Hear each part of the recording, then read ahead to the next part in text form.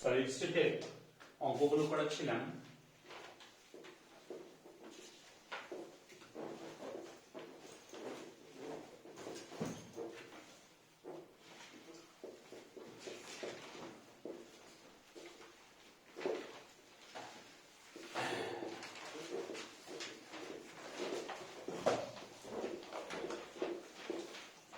এই ডেনসিটি দিয়ে আগের দিন একটা সূত্র বলেছিলাম, ঠিক আছে, দিয়ে সেই রিলেটেড অঙ্ক গোটা দিনে করিয়েছিলাম ওটা, ঠিক আছে।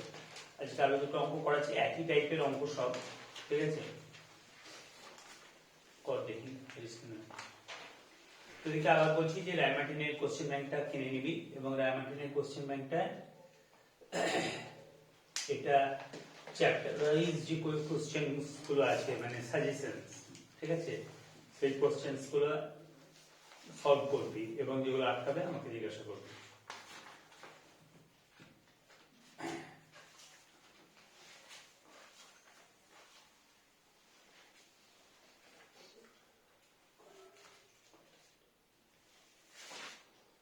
আচ্ছা লেখ, অঙ্কটা লেখ।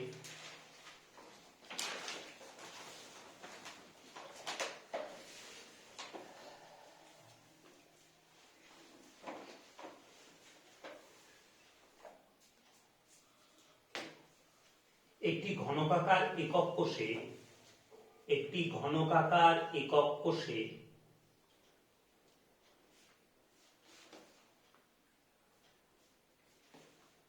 একটি ঘনকাকার একক কোষে কণাগুলি দ্বারা অধিকৃত মোট আয়তন, কণাগুলি দ্বারা অধিকৃত মোট আয়তন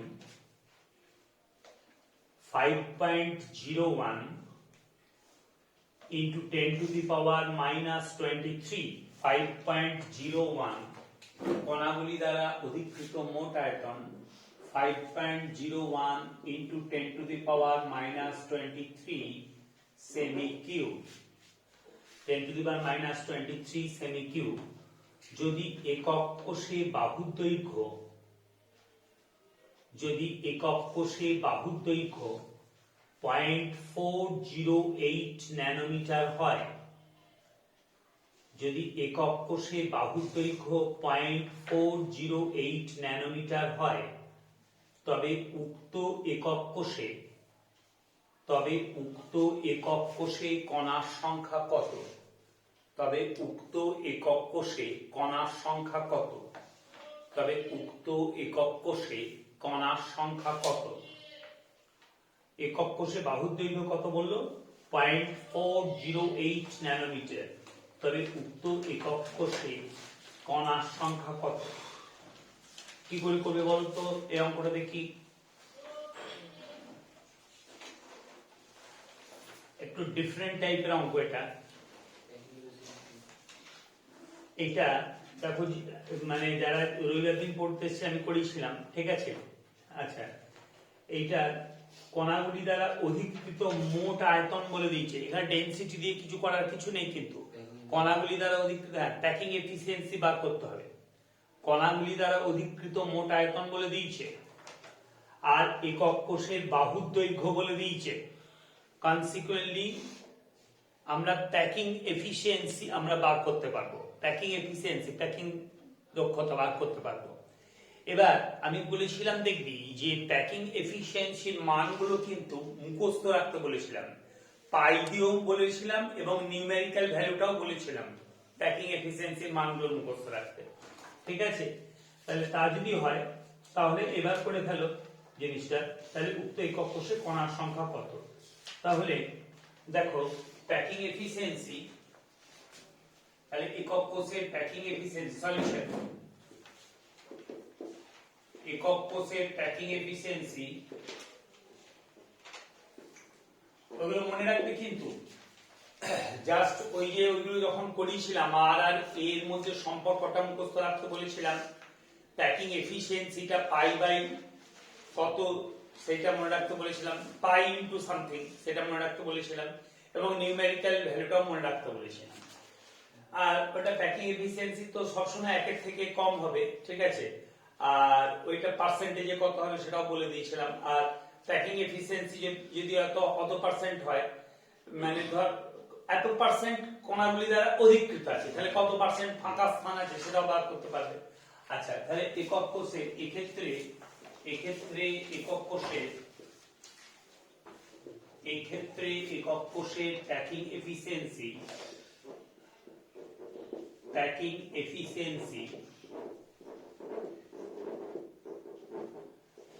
এফিসিয়েন্সি সমান কণাগুলি দ্বারা অধিকৃত মোট আয়তন। তাহলে কণাগুলি দ্বারা অধিকৃত মোট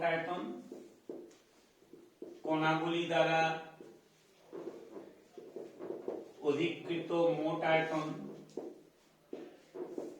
ক্যালকুলেটর ধরবে, লেখার পর লিখে নেবে আগে, তারপর ক্যালকুলেটর ধরবে। কণাগুলি দ্বারা অধিকৃত মোট আয়তন বাই এ কিউব, মানে এ হচ্ছে একক কোষের বাহুর দৈর্ঘ্য, একক কোষের এ কিউব হচ্ছে একক কোষের আয়তন আর কি, একক কোষের আয়তন, তার মানে এ হচ্ছে কি একক কোষের ঘনকাকার একক কোষের বাহুর দৈর্ঘ্য, ঘনকাকার একক কোষের বাহুর দৈর্ঘ্য, ঘনকাকার একক কোষের বাহুর দৈর্ঘ্য। তাড়াতাড়ি করো এটা। তাহলে কণাগুলি দ্বারা অধিকৃত মোট আয়তন কত বলে দিয়েছে? কণাগুলি দ্বারা অধিকৃত মোট আয়তন কত? 5.01 × 10⁻⁻23। ঠিক আছে, তাহলে 5.01 × 10⁻⁻23 সেমি কিউব। রিমেম্বার এটা ন্যানোমিটারে বলে দিচ্ছে একক কোষের বাহুর দৈর্ঘ্য, তাহলে ন্যানোমিটারটাকে সেন্টিমিটার করে দিতে হবে। 1 ন্যানোমিটার সমান 10⁻⁹ মিটার। তাহলে সেন্টিমিটার কত হবে এগুলো লিখিয়ে দিয়েছিলাম, একটু সম্পর্ক করো। ঠিক আছে, 10⁻⁷ সেন্টিমিটার লিখিয়ে দিয়েছিলাম একদম তোমার ফার্মি থেকে, মানে ফ্যামটোমিটার থেকে আরম্ভ করে মাইক্রোমিটার পর্যন্ত সম্পর্কগুলো লিখিয়ে দিয়েছিলাম। তাহলে 10⁻⁷ সেন্টিমিটার, 10⁻⁷ সেন্টিমিটার। আচ্ছা, এটা কত আছে বলো তো? এটা আছে 0.408, তার মানে 0.408 × 10⁻⁷ এর হোল কিউব। ঠিক আছে, এবার আমি পাওয়ারটা বলে দিচ্ছি 5.01 আর এটা হচ্ছে 0.408 এর হোল কিউব, আর পাওয়ারটা হলো 10⁻⁻23 আর 10⁻⁻21। তার মানে উপরে উঠলে 10⁻21 উঠে যাচ্ছে, তার মানে কি হয়ে যাচ্ছে 10⁻10। এবার এটা তাড়াতাড়ি ক্যালকুলেশন করো। এটা কোনো একক থাকবে না তো, এইটা ক্যালকুলেশন, এটা জয়েন্টের জন্য মুখে ক্যালকুলেশন করে নিতে পারবে, টেকনিকগুলো শেখাচ্ছে না। তাড়াতাড়ি করো, ক্যালকুলেটর করো। এটা কত হচ্ছে তাড়াতাড়ি বলো, ক্যালকুলেটর করি তোমাদের।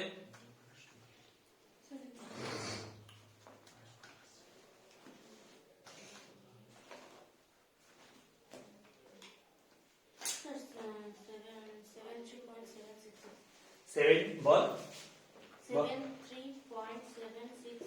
73.7661 আচ্ছা দরকার নেই, 776 তারপর আবার 6। তাহলে আমি পয়েন্টের পর দু ঘরে হলে এইটা, হ্যাঁ, ইনটু 10⁻⁻2। তার মানে এটা কত হয়ে গেল? তার মানে এটা হয়ে গেল 0.7377, তার মানে এটা 0.74। তার মানে এটা প্যাকিং এফিসিয়েন্সি কার? এটা হচ্ছে কত, কোনটা? এটা পৃষ্ঠকেন্দ্রিক, মনে পড়ছে? বুঝতে পেরেছি? তার মানে অতএব একক কোষটি কার মনে পড়ছে? পৃষ্ঠকেন্দ্রিকের প্যাকিং এফিসিয়েন্সি 0.74। অতএব একক কোষটি পৃষ্ঠকেন্দ্রিক, অতএব একক কোষটি, ভালো অঙ্ক এটা, একক কোষটি পৃষ্ঠকেন্দ্রিক।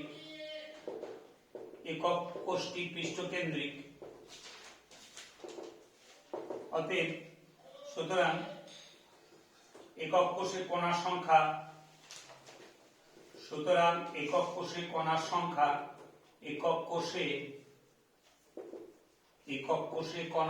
কত? একক কোষে কণার সংখ্যা হচ্ছে 4। একক কোষে কণার সংখ্যা 4 পৃষ্ঠকেন্দ্রিক বলে। নেক্সট অঙ্ক চলে এসো।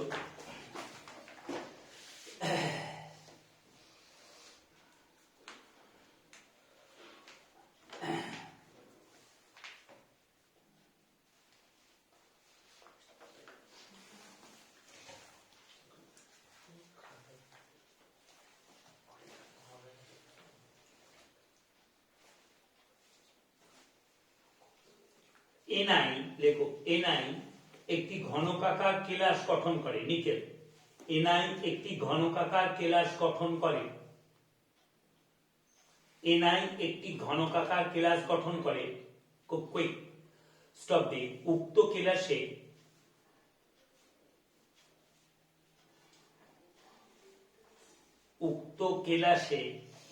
দুটি নিকটতম প্রতিবেশী পরমাণুর মধ্যে দূরত্ব, উক্ত কেলাসে দুটি নিকটতম প্রতিবেশী পরমাণুর মধ্যে দূরত্ব 250 পিকোমিটার।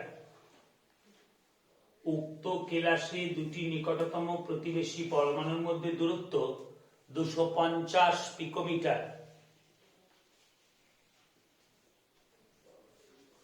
এই যে উক্ত কেলাসে দুটি নিকটতম প্রতিবেশী পরমাণুর মধ্যে দূরত্ব 250 পিকোমিটার। নিকেল কেলাসের ঘনত্ব নির্ণয় করো। নিকেল কেলাসের ঘনত্ব নির্ণয় করো। স্টপ। নিকেলের পারমাণবিক ভর, নিকেলের পারমাণবিক ভর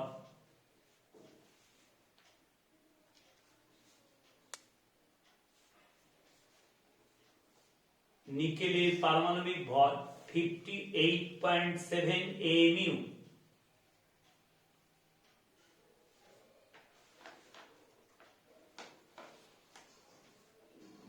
হয়েছে? নিকেলের পারমাণবিক ভর 58.7 AMU। কি করে করবি? আচ্ছা দেখ, তাহলে এখানে একটা জিনিস দেখ, নিকেল একটি ঘনকাকার কেলাস গঠন করে, ঘনকাকার কেলাস। উক্ত কেলাসে দুটি নিকটতম প্রতিবেশী পরমাণুর মধ্যে দূরত্ব 250 পিকোমিটার। এখানে ওয়ান কোশ্চেন উইল অ্যারাইজ, যে ঘনকাকার কেলাস গঠন করে, কি ঘনকাকার কেলাস সেটা বলে নেই। দেখ, যদি সিম্পল কিউব হয় তাহলে দুটো নিকটতম প্রতিবেশী পরমাণুর মধ্যে দূরত্ব কত? 2r। 2r equals to a, তাই না? সিম্পল কিউব হলে তো শুধু কৌণিক বিন্দুগুলো তো থাকবে, তখন 2r ইকুয়ালস টু a। আর যদি বডি সেন্টার্ড হয়, দেহকেন্দ্রিক হয়, মানে বডি সেন্টার্ড মানে আমি বলেছি, মানে কিউব মানে কৌণিক বিন্দুগুলো তো থাকবে, আর বডি সেন্টার্ড মানে কি, মানে বডির কেন্দ্রে থাকবে। ঠিক আছে, হলো? তাহলে বডি সেন্টার্ড হলে দেখ 4r মানে দেখ, মানে এইটা তো আগে টাচ করে যাই, আমি বলেছি বডিতে যেটা থাকে ওই কৌণিক বিন্দু, মানে ওই ডায়াগোনাল, বডি ডায়াগোনালে যে ওইখানে একটা আছে, ধর ওইখানে একটা আছে, অ্যাকচুয়ালি 4টে বডি ডায়াগোনাল, এটা আগে টাচ করে যায়, মানে দেহকেন্দ্রে যে কণাটাকে। তাহলে 4r ইকুয়ালস টু কি? a into √3। তার মানে 4r equals to a into √3। তার মানে দুটো নিকটতম প্রতিবেশী পরমাণুর মধ্যে দূরত্ব হচ্ছে 2r। তাহলে 2r ইকুয়ালস টু কি না a √3/2 হয়েছে। নিকটতম প্রতিবেশী পরমাণুর মধ্যে দূরত্ব হচ্ছে 2r। 4r ইকুয়ালস টু, কেন 4r এটা বুঝিয়েছি আমি, 4r ইকুয়ালস টু a √3। তাহলে 2r equals to a √3/2 body ডায়াগোনালে। ঠিক আছে, ইয়ে বডি সেন্টারে। আর ফেস সেন্টারে তার মানে কি, কৌণিক বিন্দুগুলোতে আছে আর ফেসের কেন্দ্রে আছে। তখন কি না, তখন এই ফেসের, এই যে ফেসটা, ঠিক আছে, 6টা তো ফেস আছে, ফেসের কেন্দ্রে আছে। প্র্যাকটিক্যালি ফেস ডায়াগোনালে যে দুটো কোণা, ওই যে ওই একটা কোণা আর এই কোণা, এইটা ফেসের যে কেন্দ্রে যে কোণাটা থাকে সেটাকে আগে টাচ করে যাচ্ছে, ওইগুলো টাচ করতে পারে না। মানে বুঝতে পেরেছো, মানে ওই যে এজে মানে ওগুলো কিনারা বলে আর কি। তাই এজের যে দুটো কোণা ওইগুলো আগে টাচ করতে পারে না, আগে টাচ করে যাচ্ছে কি ফেসের যে সেন্টারে যে কোণাটা রয়েছে সেটা ফেস ডায়াগোনালের, মানে ওই যে ওই কৌণিক বিন্দুতে এবং ওই কৌণিক বিন্দুতে যে কোণাটা রয়েছে সেই দুটো কোণা ফেসে কেন্দ্রে যে কোণাটা রয়েছে সেই কোণাটাকে টাচ করে যাচ্ছে। এবং consequently 4r equals to a √2, face diagonal হচ্ছে a √2। তাহলে তখন দুটো নিকটতম প্রতিবেশী পরমাণুর মধ্যে দূরত্ব কত? 2r equals to a √2/2। ওকে, এখানে কি কিউব তো কিছু বলে দেয়, কোন কিউব যদি না বলে দেয় ঘনকাকার কেলাস গঠন করে, তখন সিম্পল কিউব ধরে করবে। কি বললাম বুঝতে পেরেছো? কিছু কিউব তো আমাকে মেনশন করে দেয়, তার মানে কোন কিউব যদি না বলে দেয় তখন তুমি সিম্পল কিউব ধরে করবে। ওকে, তাহলে সিম্পল কিউব ধরে যদি অঙ্কটা করা যায় তাহলে করো এবার। তাহলে কি বলছে, এনআই একটি ঘনকাকার কেলাস গঠন করে, কিন্তু কি ঘনকাকার কেলাস সেটা বলে দেয়, তার মানে এটা সিম্পল কিউব ধরে করব। আচ্ছা, তাহলে উক্ত কেলাসে দুটি নিকটতম প্রতিবেশী পরমাণুর মধ্যে দূরত্ব 250 পিকোমিটার, তার মানে এটা কি 2r = 250 পিকোমিটার, 2r = 250। তাহলে এটা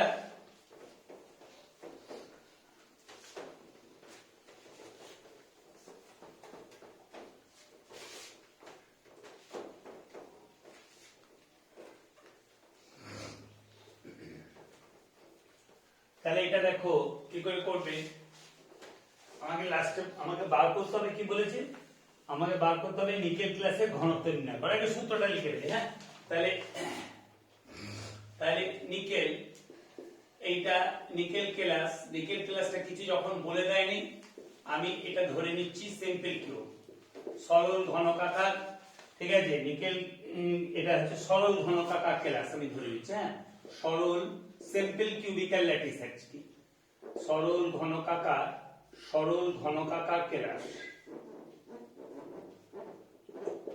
ওকে, দ্যাট মিন্স দুটো নিকটতম প্রতিবেশী পরমাণুর মধ্যে দূরত্ব 2r, এটা তো নিকটতম প্রতিবেশী পরমাণুর মধ্যে দূরত্ব, 2r = k, a, 2r = a। আচ্ছা, এইবার এটা হচ্ছে কি দুটি নিকটতম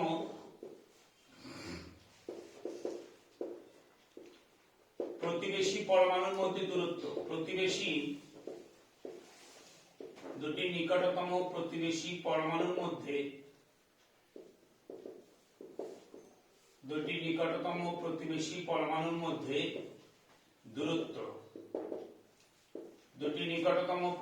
পরমাণুর মধ্যে দূরত্ব 2r = a। আচ্ছা, এইবার তাহলে ঘনত্ব, নিকেল ক্লাসের ঘনত্ব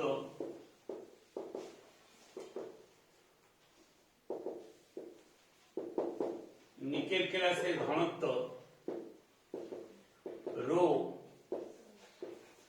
ইকুয়ালস টু কি হয়ে যাচ্ছে বল, m/na, ঠিক আছে, m/na, কারণ নিকেলের পারমাণবিক ভর বলে দিয়েছে। দেখ, নিকেলের পারমাণবিক ভর কত, 58.7 amu বলে দিয়েছে নিকেলের পারমাণবিক ভর, তাই না, 58.7 amu বলে দিয়েছে।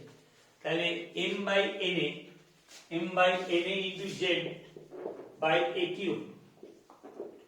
আচ্ছা, তাহলে এটা হচ্ছে 58.7 by 6.022 into 10⁻23। z কত, z টা হচ্ছে 1, যেহেতু সিম্পল কিউবে কণার সংখ্যা কত, একটা। এবার a কিউব, ঠিক আছে, আমাকে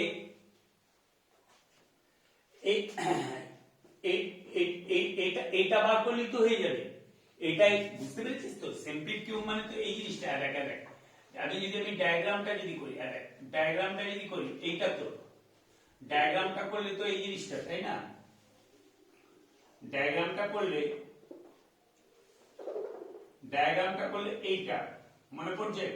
ডায়াগ্রামটা সিম্পল কিউবের ক্ষেত্রে ডায়াগ্রামটা হচ্ছে এইটা, এটা r আর এটা হচ্ছে r, এটা হচ্ছে h। তাহলে 2r = কি, 2r = a। তার মানে এইটা বার করতে হবে, এইটা বার করলেই তো হয়ে যাবে। তার মানে a কিউব। আচ্ছা, ঘনত্বটা কি বলে দিয়েছে না বলে দেয়নি? তাহলে নিকেল ক্লাসের ঘনত্বটাই নির্ণয় করতে বলেছে, ঠিক আছে। আর প্রতিবেশী পরমাণুর মধ্যে দূরত্বটা বলে দিয়েছে 250 পিকোমিটার, তার মানে 2r টা বলে দিয়েছে, তার মানে এইটা 2r = a। তাহলে এটা কি দিবি, এটা লিখেও দিয়েছি আমি, ঠিক আছে, এই যে লিখে দিয়েছি 2r = a।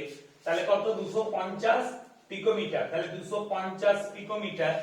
এবার পিকোমিটারকে ন্যানোমিটার করতে হলে 250 × 10⁻ 1 পিকোমিটার মানে ইয়েতে সেন্টিমিটারে করতে হলে 10 to the power minus 12 meter সমান 10 টু দি পাওয়ার মাইনাস 10 সেমি, তাহলে 250 into 10 to the power minus 10 এর whole cube. Okay, 250 into 10 to the power minus 10 এর হোল কিউব। তাহলে এইবার দেখ, আমি শুধু পাওয়ারটা করে দিচ্ছি আর বাকিগুলো তোমরা নিজেরা করে নেবে। তাহলে 58.7, ঠিক আছে, এইটা তো তলায় চলে আসছে, এইটা তো এটা তলায় আসবে। 6.022 ইনটু 10 টু দি পাওয়ার 23 এটা তলায় আসছে। ওকে, তাহলে 58.7 ডিভাইডেড বাই 6.022 ইনটু 250, আমি পাওয়ারটা একবারে করছি, দেখো 250 এর হোল কিউব, এটা অবশ্যই এর হোল কিউব, খেয়াল করবে এটার হোল কিউব বলেছে, ঠিক আছে। আর একটা জিনিস করতে পারো, এটা আবার আচ্ছা ঠিক আছে, এটার মধ্যেই থাকবো, শুধু এই পাওয়ারটাই বলি। তাহলে 10 টু দি পাওয়ার 23 আর 10 টু দি পাওয়ার কত মাইনাস 30, 10 টু দি পাওয়ার 23 আর 10 টু দি পাওয়ার মাইনাস 30, তাহলে এটা কত হয়ে গেল 10 টু দি পাওয়ার মাইনাস 7 হয়েছে, 10 টু দি পাওয়ার মাইনাস 7। আর যদি আরেকটু করতে চাও তাহলে 58.7, তাহলে 6.022 জয়েন্টের জন্য করতে হলে এইগুলো মানে যতটা অ্যাপ্রক্সিমেশন করে, তার মানে 25 এর হোল কিউব, আর এটা কি 10 তো, তার মানে হাজার, তার মানে এটা কি হয়ে যাচ্ছে 10 টু দি পাওয়ার 3 হয়ে যাচ্ছে, তাই না, 10 টু দি পাওয়ার 3 হয়ে যাচ্ছে। কি হলো কথাটা বুঝতে পেরেছিস? 25 ইনটু 10 তো, তার মানে 25 এর হোল কিউব ইনটু 10 কিউব, তাহলে 25 কিউব ইনটু হাজার, তার মানে 10 to the power 3, 10 to the power minus 7 into 10 to the power 3, তার মানে 10 টু দি পাওয়ার কত মাইনাস 4, তাহলে into 10 to the power minus 4 into 10 to the power minus 4, বার করবে এটা চট করে। এটা এককটা কত হবে? অবশ্যই gram centimetre to the power, gram dot centimetre to the power minus 3, তাতে কত gram dot centimetre to the power minus 3। এটা দেখ উত্তরের সঙ্গে নিচে কিনা দেখে নি, চট করে দেখে নি, তাড়াতাড়ি কর ক্যালকুলেট করেছিল, কুইক করেছিল এবং অ্যানসার মিলেছে, তাড়াতাড়ি কর হলো। একজনের ক্যালকুলেটর নেই, এই ছাড়া আর একজনের ক্যালকুলেটর নেই। তোর আছে ক্যালকুলেটর, তোর ক্যালকুলেটর নেই? কি পড়তে আসিস? বাংলা পড়তে আসিস না ইতিহাস পড়তে আসিস? লজ্জা করে না?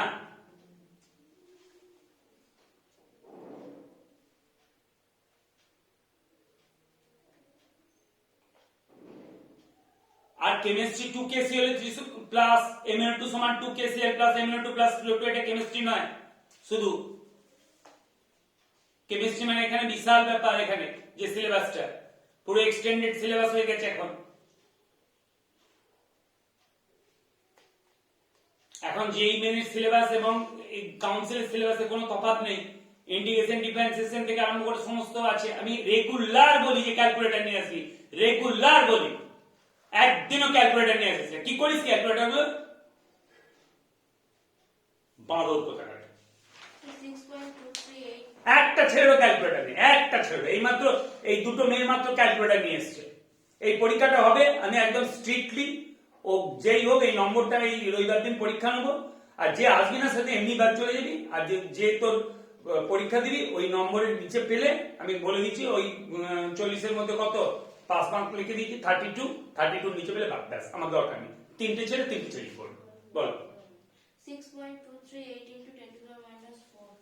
বল 6.238 পড়বি না, আমি পড়াবো পরিশ্রম করে। 6.238 ইনটু 10 to the minus 4 মানে 8 এর পর আরো আছে 4 5 8 এইটার পর আরো আছে 6.238 into 10 to the power minus 4।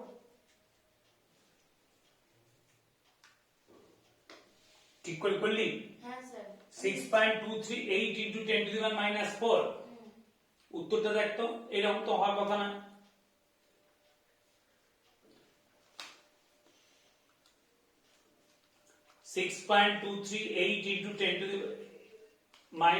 উত্তরটা কত আছে দেখ, উত্তরটা কত আছে আগে উত্তরটা দেখ।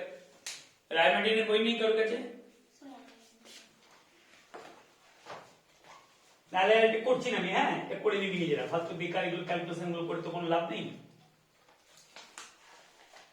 তারপরে যখন ক্যালকুলেটর আনিস না, মানে তোরা মুখে মুখে ক্যালকুলেশন করতে পারবি। হ্যাঁ দেখছি আমি দেখে নিচ্ছি তার উত্তরটা কোথায় আছে আগে দেখি, তো খুঁজে পাওয়া তো মুশকিল।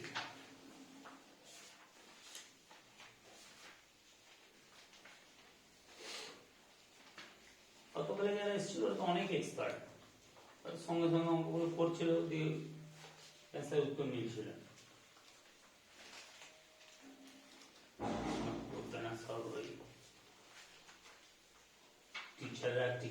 টিচাররা পড়াচ্ছে আর সব ঘুরে বেড়াচ্ছে। আচ্ছা তা এইটা হচ্ছে তোর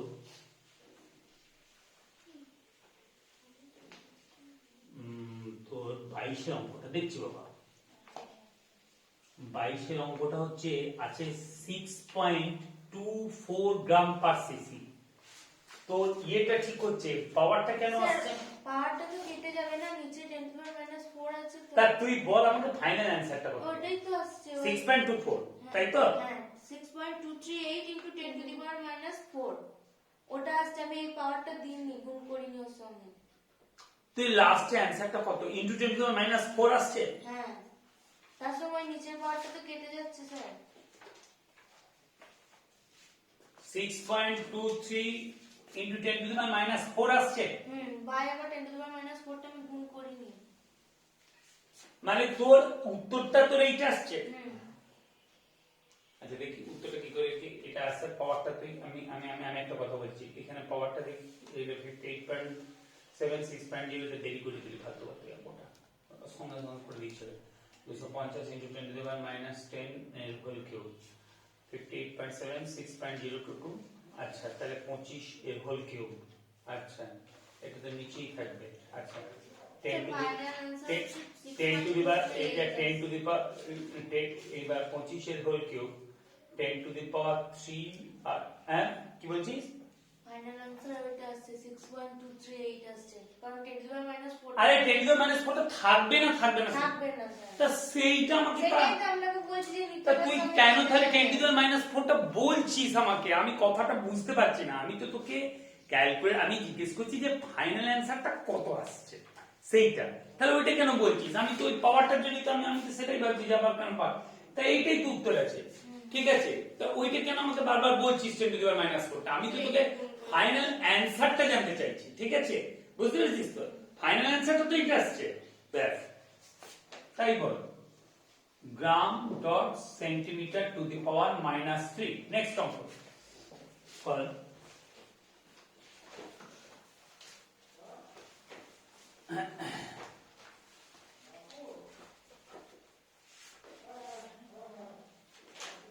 আচ্ছা এবারে যে অঙ্কটা করবি সেটা হচ্ছে দাঁড়া, এইটা নির্ণয় করো, এইখানে হ্যাঁ ক্রোমিয়াম ধাতু, ক্রোমিয়াম ধাতু ব্র্যাকেটে পারমাণবিক আপেক্ষিক পারমাণবিক ওজন সমান 52। ক্রোমিয়াম ধাতু ব্র্যাকেটে আপেক্ষিক পারমাণবিক ওজন সমান 52। আপেক্ষিক পারমাণবিক ওজন সমান 52। দেহকেন্দ্রিক ঘনকাকার কেলাস গঠন করে। তাদের দেহকেন্দ্রিক ঘনকাকার কেলাস গঠন করে। হয়েছে, স্টপ। যদি একক কোষে, দেখেছিস, দেহকেন্দ্রিক ঘনকাকার কেলাস গঠন করে। ক্রোমিয়াম ধাতু ব্র্যাকেটে পারমাণবিক ওজন সমান 52। দেহকেন্দ্রিক ঘনকাকার কেলাস গঠন করে। হয়েছে, স্টপ।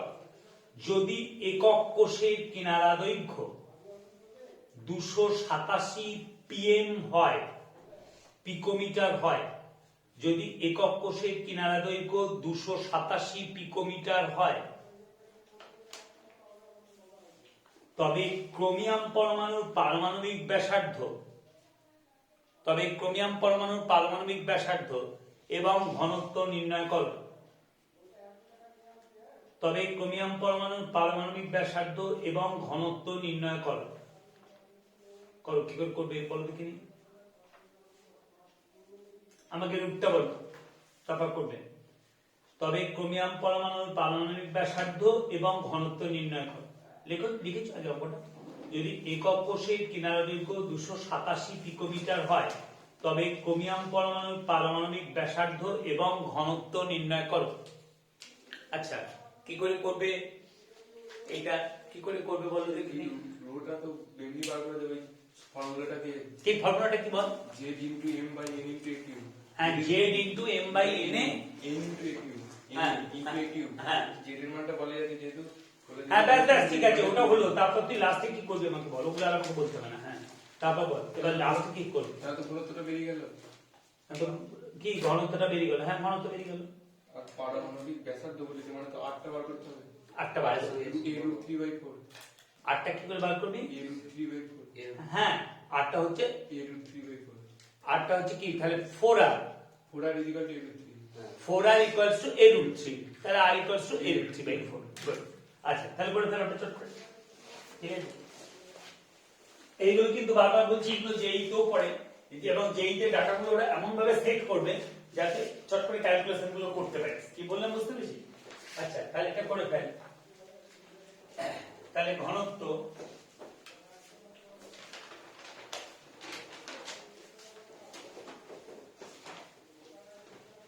মানে এখানে লাস্ট হচ্ছে ওই এ পর্যন্ত বার করা, সেই জন্য অঙ্কটা দিলাম।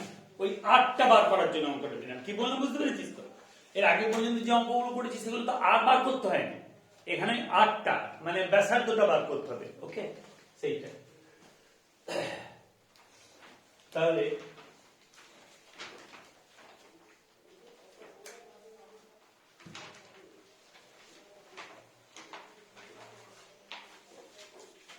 বল, তাহলে এটা কি কি ক্রোমিয়াম, তাই তো? ক্রোমিয়াম দেহকেন্দ্রিক ঘনকাকার কেলাস। সলিউশন ক্রোমিয়াম বিসিসি দেহকেন্দ্রিক, BCC body centred cubical lattice. এটা বিসিসি ল্যাটিস মানে কি? বডি সেন্টার্ড কিউবিক্যাল, পুরো কথাটা বডি সেন্টার্ড কিউবিক্যাল ল্যাটিস। তাহলে রো ইকুয়ালস টু ঘনত্ব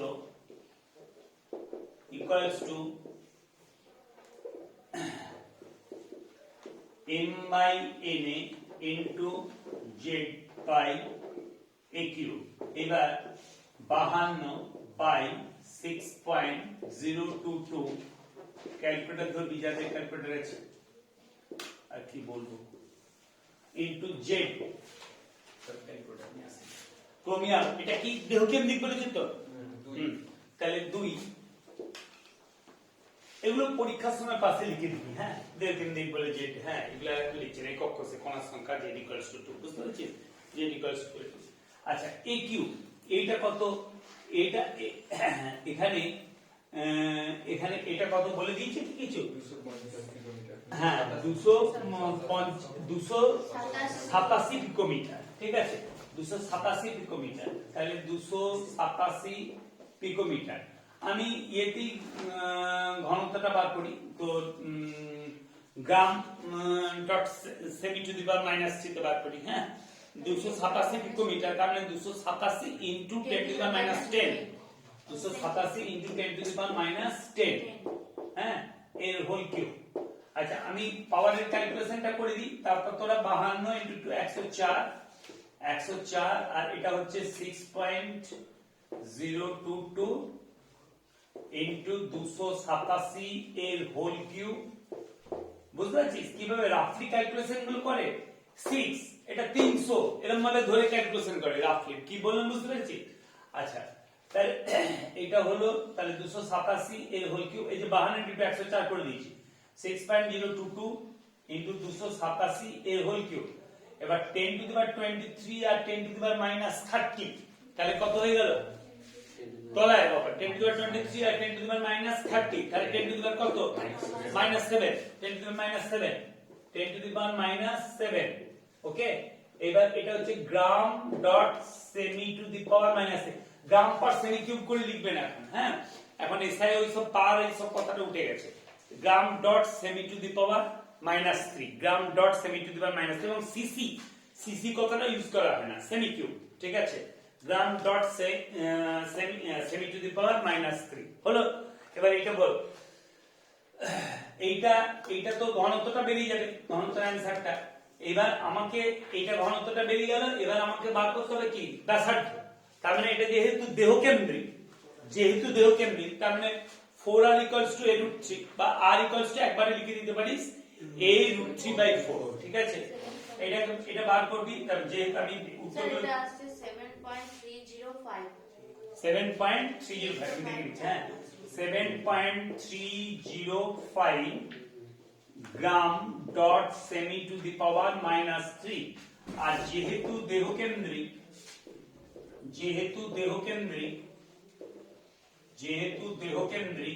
তার মানে কি দেহকেন্দ্রিক, আচ্ছা দেহকেন্দ্রিক ল্যাটিস, বাংলা লিখতে গেলে মুশকিল, যেহেতু বিসিসি ল্যাটিস, তো ইংলিশে লিখে দিতে পারিস, কিচ্ছু না, বিসিসি, যেহেতু বডি, এটা একদম পুরো পরিষ্কার বুঝে গেল, বডি সেন্টার্ড কিউবিক্যাল, ঠিক আছে, বডি সেন্টার্ড কিউবিক্যাল ল্যাটিস, যেহেতু বিসিসি ল্যাটিস, তাই 4r = আগে লাইনটা থেকেও লিখতে পারিস, আর নাহলে একবারে করে দিতে পারিস, r = কি হয়ে গেল বল, a√3/4 হয়েছে।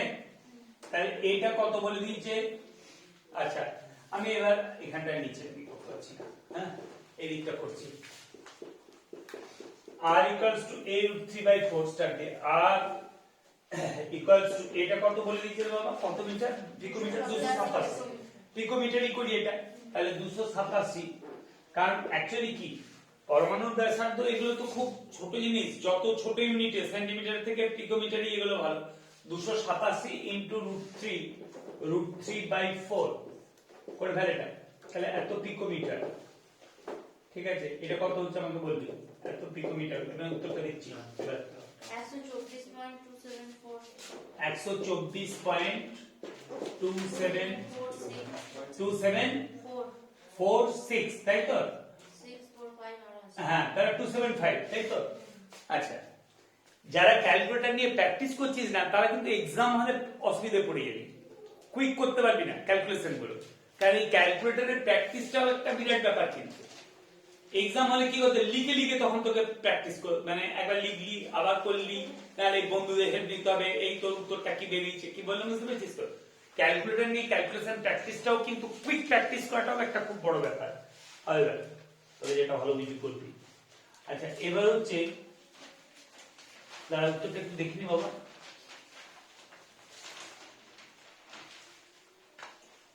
আর সব থেকে এটা বাড়িতে দেখবি যে তুই মুখে মুখে ক্যালকুলেশনটা কতটা করতে পারছিস, এইগুলো রাফলি। আচ্ছা এটা হচ্ছে তোর কত অঙ্কটা করলাম, 26 না, এটা হচ্ছে তোর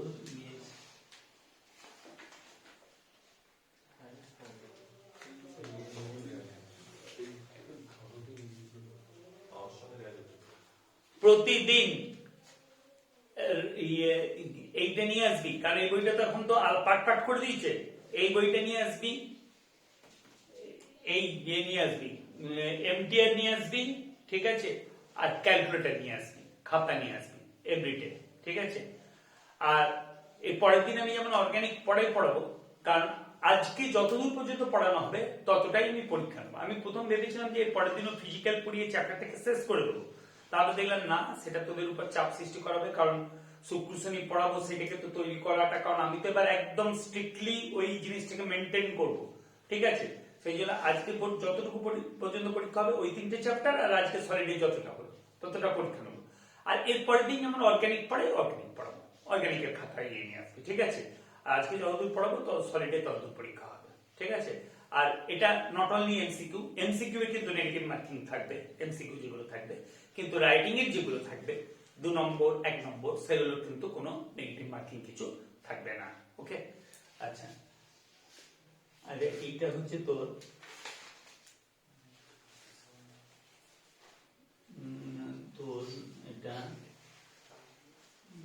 সলিডে এটা নিয়ে আসবি এই বইটা বারবার বলছি। আর এইগুলো করতে হবে, কারণ এইগুলো করলে তোর এর এমসিকিউ গুলো করতে হবে, কারণ এমসিকিউ গুলো করলেও তোর সুবিধা হবে অনেক, মানে তোর এইচএস এর সুবিধা হবে, জয়েন্টের সুবিধা হবে, কারণ এর কিছু এমসিকিউ খুব ভালো এমসিকিউ দেওয়া আছে। কত বলি বাবা প্রথমটা অ্যানসার কত বলেছি? 7.305 7.305 লিখেছি না আমি? 7.305, হ্যাঁ ঠিক আছে।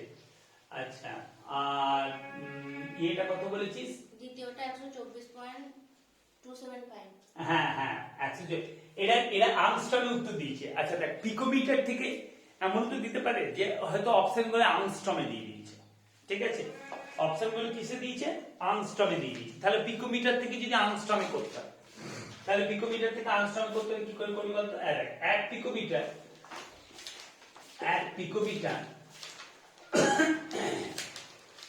সমান 10 টু দি পাওয়ার বাবা 10 টু দি পাওয়ার -10 সেন্টিমিটার, তাই তো? আর এক আর্মস্ট্রম সমান কত? দেখ, পিকোমিটার আর আর্মস্ট্রমের মধ্যে সম্পর্ক, মানে ধর অপশন গুলো যদি আর্মস্ট্রমে দেওয়া থাকে, এক আর্মস্ট্রম সমান, বা এমনও বলতে পারে তো যে পরমাণু ব্যাসার্ধ না আর্মস্ট্রম ইউনিটে নির্ণয় করো, ঠিক আছে? আর আর্মস্ট্রম সমান কত? 10 to the power -8 centimetre, 10 to the power -8 centimetre. তাহলে 1 পিকোমিটার আর 1 আর্মস্ট্রম, এইটা তাহলে কত হয়ে গেল? তো 10 to the power -10 by 10 to the power -8, কি হলো? কথাটা বুঝতে পেরেছিস? রেশিওটা করছি, হলো 10 to the power -10 by 10 to the power -8, তার মানে কত হয়ে গেল? এটা 10 টু দি পাওয়ার -2, তার মানে 1 পিকোমিটার সমান 10 টু দি পাওয়ার -2 আর্মস্ট্রম। মনে রাখবি এই সম্পর্কটা, 1 পিকোমিটার সমান 10 টু দি পাওয়ার -2 আর্মস্ট্রম হয়েছে। 10 টু দি পাওয়ার, তার মানে পিকোমিটার থেকে আর্মস্ট্রম করতে গেলে 10 টু দি পাওয়ার -2 দিয়ে গুণ করতে হবে। তাহলে এইটাকে আর্মস্ট্রম করতে গেলে 10 টু দি পাওয়ার -2 দিয়ে গুণ করা, তার মানে তাহলে কি হয়ে গেল? 1.24, তাই উত্তর আছে 1.24275 আর্মস্ট্রম। ওকে, বুঝতে পেরেছিস? 1.24 আমি একটু দেখিয়ে দিলাম, 1.24 ইন্টু 275 আর্মস্ট্রম হয়েছে। আচ্ছা, এইবার চলে আয়। আচ্ছা ঠিক আছে, অঙ্কগুলো এবার করতে পারবি। একটা জিনিস, এবার বইটা বার কর।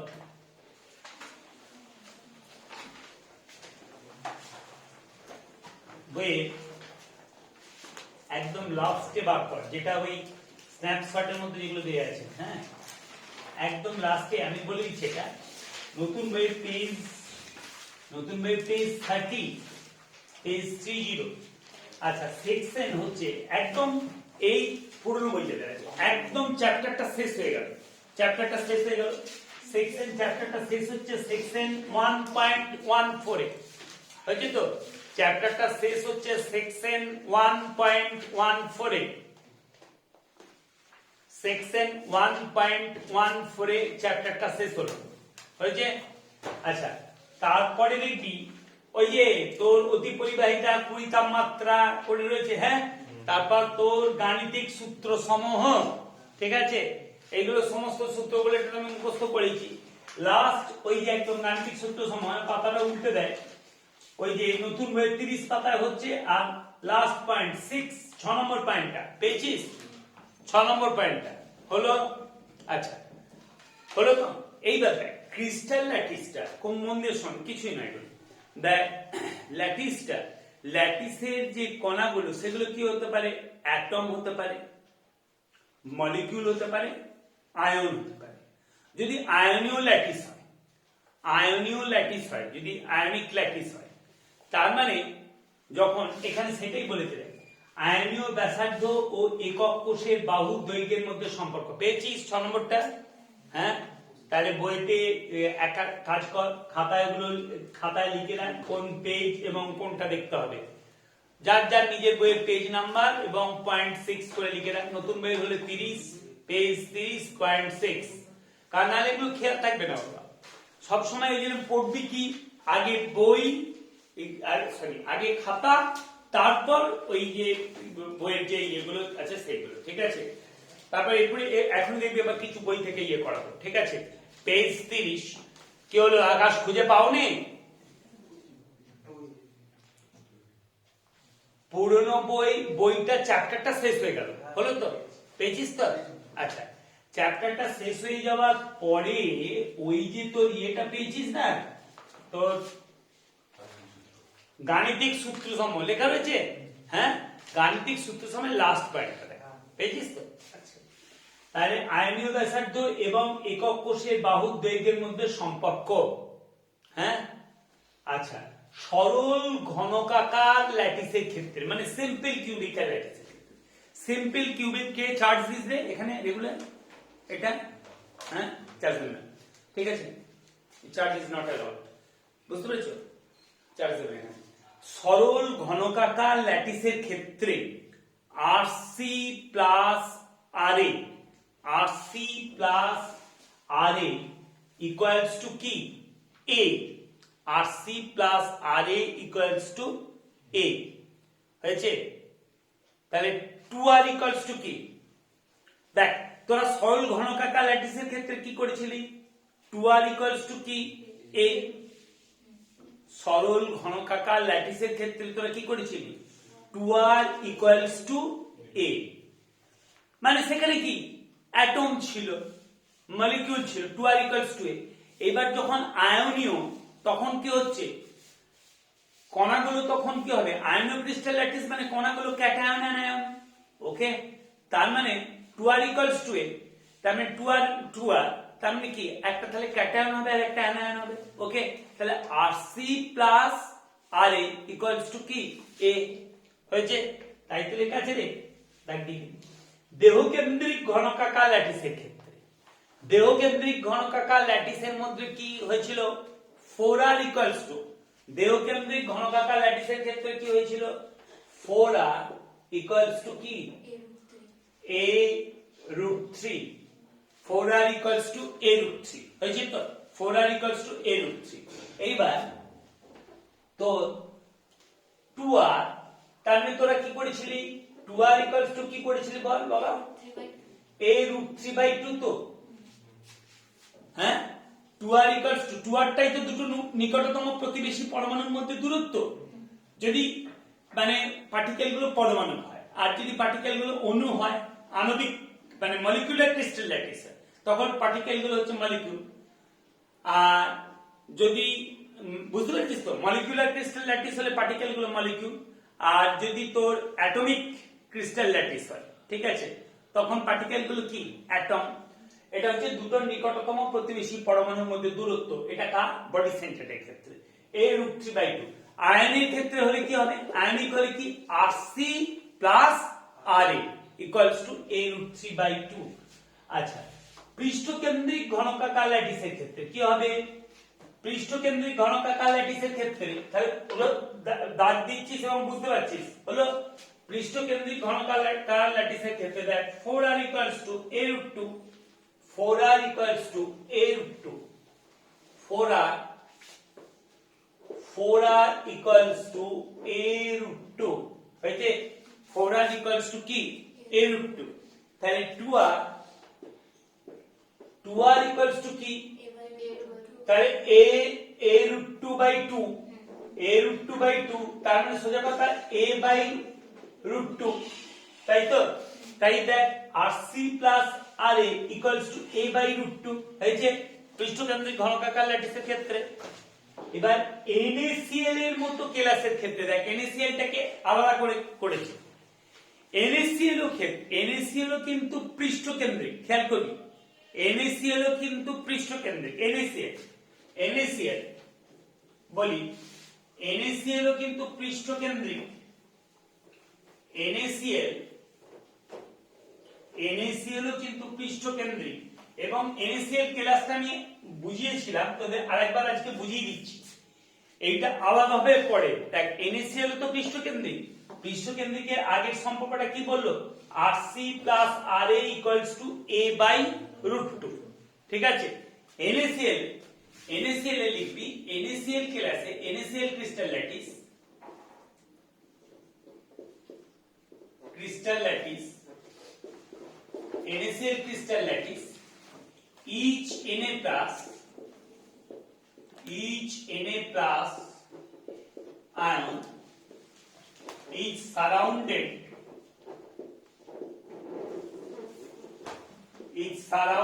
by 6Cl minus ions and vice versa.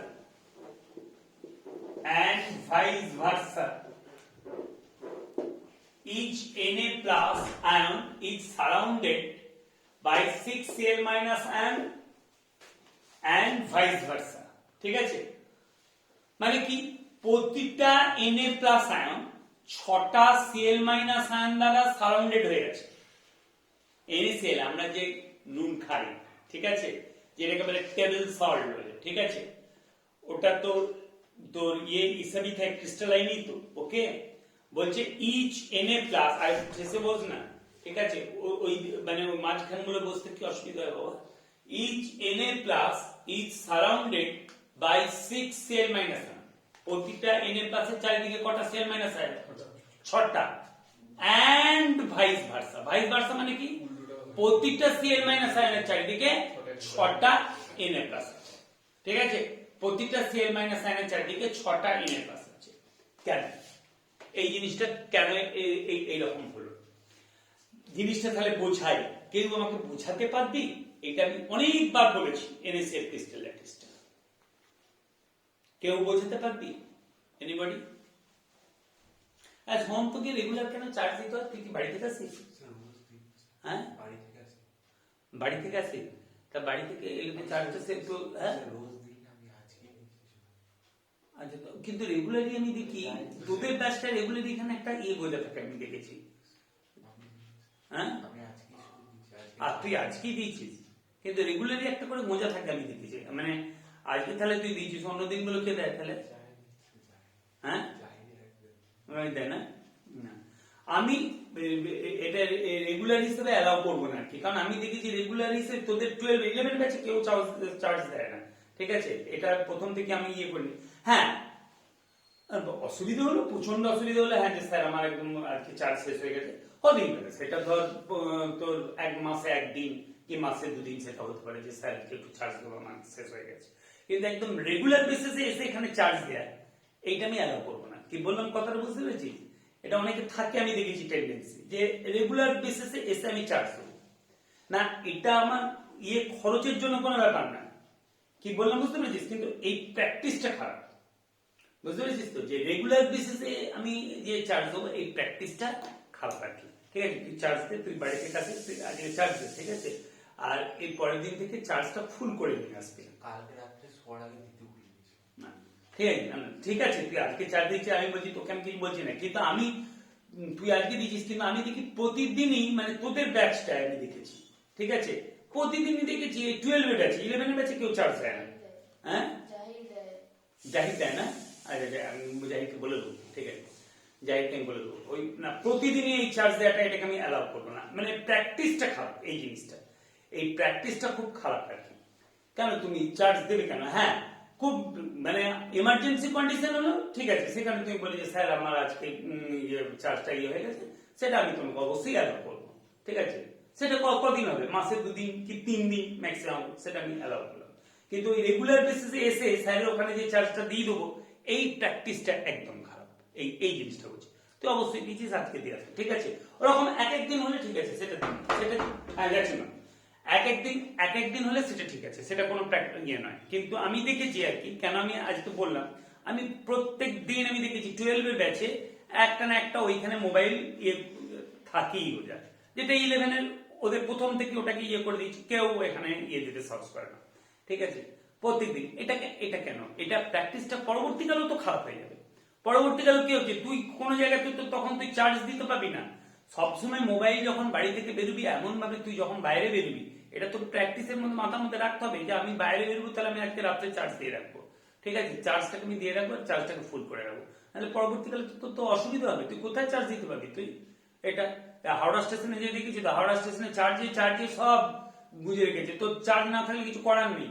তুই যে চার্জ দিতে যাবি হাওড়া স্টেশনে, যে চার্জিং পয়েন্ট গুলো করে রাখা আছে, তুই কোথায় চার্জ দিতে যাবি দেখবি সব প্রত্যেকেই একজন না একজন করে গুজে রেখেছে। তার মানে কি চার্জ না থাকলে তো কিছু করার নেই। ওই জন্য প্র্যাকটিসটা এখন থেকে তৈরি করো যে আমি যখন বাইরে বেরোবো আমার মোবাইলে যেন চার্জটা থাকে, চার্জটা যেন নষ্ট না, মানে ফুল চার্জ না হলে অন্তত যেন 80% কি 70% চার্জটা যেন থাকে। এইটা এই প্র্যাকটিসটা কিন্তু তৈরি করা দরকার, নাহলে ইন ফিউচারে বিশাল অসুবিধা পড়ে যাবে। আদারওয়াইজ কি করতে হয় না, আমি যেমন করি এখন, ওইটা প্রবলেম হয় তো অনেক সময় যখন ট্রেন জার্নি করলে আর কি, ধর দূরে যাচ্ছি, ট্রেন জার্নি করলে তখন তো যাচ্ছি মা, ট্রেন জার্নি করলে কনসিকুয়েন্টলি প্রবলেম হয়, তখন কি করতে হয়, তখন ওই এটা পাওয়ার ব্যাংকটা নিয়ে যেতে হয়, পাওয়ার ব্যাংক নিয়ে গিয়ে চার্জ দিতে হয়। এটা প্র্যাকটিসটা করাটা দরকার, এটা আমি তোদের ভালোর জন্যই বললাম, ইন ফিউচারে নাহলে অসুবিধা পড়ে যাবে। প্র্যাকটিস যখন বাইরে বেরোবি চার্জ, এই যে ধর আমি যেদিন বাইরে বেরোবি, ঠিক আছে, স্কুল যখন যাই আমি কিন্তু খুব খেয়াল করে চার্জটাকে একদম ফুল, মানে মোবাইলে চার্জ দিয়ে রাখি একদম। অ্যাকচুয়ালি কি নেট খুললি, আর আমাকে তো নেট খুলতেই হয়, ধর ঠিক আছে, স্কুলে ধর কাজ করতে হলে নেট খুলতে হয়, ঠিক আছে, স্কুলের ওয়াইফাই এর অবস্থা খারাপ, 12টা বেজে গেছে, ঠিক আছে, তাই এবার নেট খুললি, এবার কি হলো, ব্যাস সঙ্গে সঙ্গে তো একদম হু হু হু করে একদম চার্জিং হয়ে যায়। সেই জন্য ওই প্র্যাকটিসটা থাকবি অবশ্যই, মানে কন্ডিশনে আমি অবশ্যই চার্জ দিতে অ্যালাউ করবো, কিন্তু আমি দেখেছি তোদের ব্যাচে মানে রেগুলার প্র্যাকটিসে চার্জ দেয়, সেই জন্য আমার কথাটা আজকে মুখতে বেরোলো। ঠিক আছে, তুই আজকে চার্জ দিচ্ছিস তার জন্য কিছু বলছি না, অবশ্যই চার্জ, কিন্তু মানে রেগুলার প্র্যাকটিসটা বন্ধ করতে, তাহলে রেগুলার ইয়েতে কে চার্জ দেয়, জাহিদ দেয় বলি, তাই তো? আচ্ছা ঠিক আছে। আচ্ছা যেটা বলছিলাম, NaCl কেউ বলতে পারবি? আচ্ছা আমি কিন্তু এটা বলেছি, কিন্তু বাবা আজকে তুই দিয়েছিস, ঠিক আছে, বুঝতে পেরেছিস, আমি যাই বলবো। ও তুই এসেছিলি, ও এসো, আচ্ছা NaCl এসো তুমি এসো না, আমি রয়েছি। NaCl কারো খেয়াল নেই না, NaCl এলাকা আমি বলছি, NaCl কিরকম দেয় ভালো করে দেয় প্রত্যেকটা, এটাও হচ্ছে পৃষ্ঠ বা বসো, ওইখানে বসো, তুমি বসো ওই জায়গাটা বসো, একদম ভেতরে ঢুকতে যাও না, ভেতরে ঢুকতে গেলে এখানে কম্বল আছে, হ্যাঁ কম্বলে জড়িয়ে পড়ে যাবে, আমি যাচ্ছি। আচ্ছা NaCl তাহলে কি ব্যাপারটা হচ্ছে যে প্রতিটা Na+ এর চারিদিকে 6টা Cl- আছে, অথবা প্রতিটা Cl- এর চারিদিকে 6টা Na+ আছে, হয়েছে? তাহলে কিরকম ব্যাপারটা হচ্ছে দেখ, এবার আমি বলে দিচ্ছি, দেখ একদম ক্লিয়ার, এটা মাথার মধ্যে ঢুকিয়ে রাখ, বুঝলি তো? Na+ হয়েছে, Na+ Cl- হলো 6টা Cl-, 6টা নয় 4টে, একটা পৃষ্ঠকেন্দ্রিক না পৃষ্ঠকেন্দ্রিক না পৃষ্ঠকেন্দ্রিক, Na+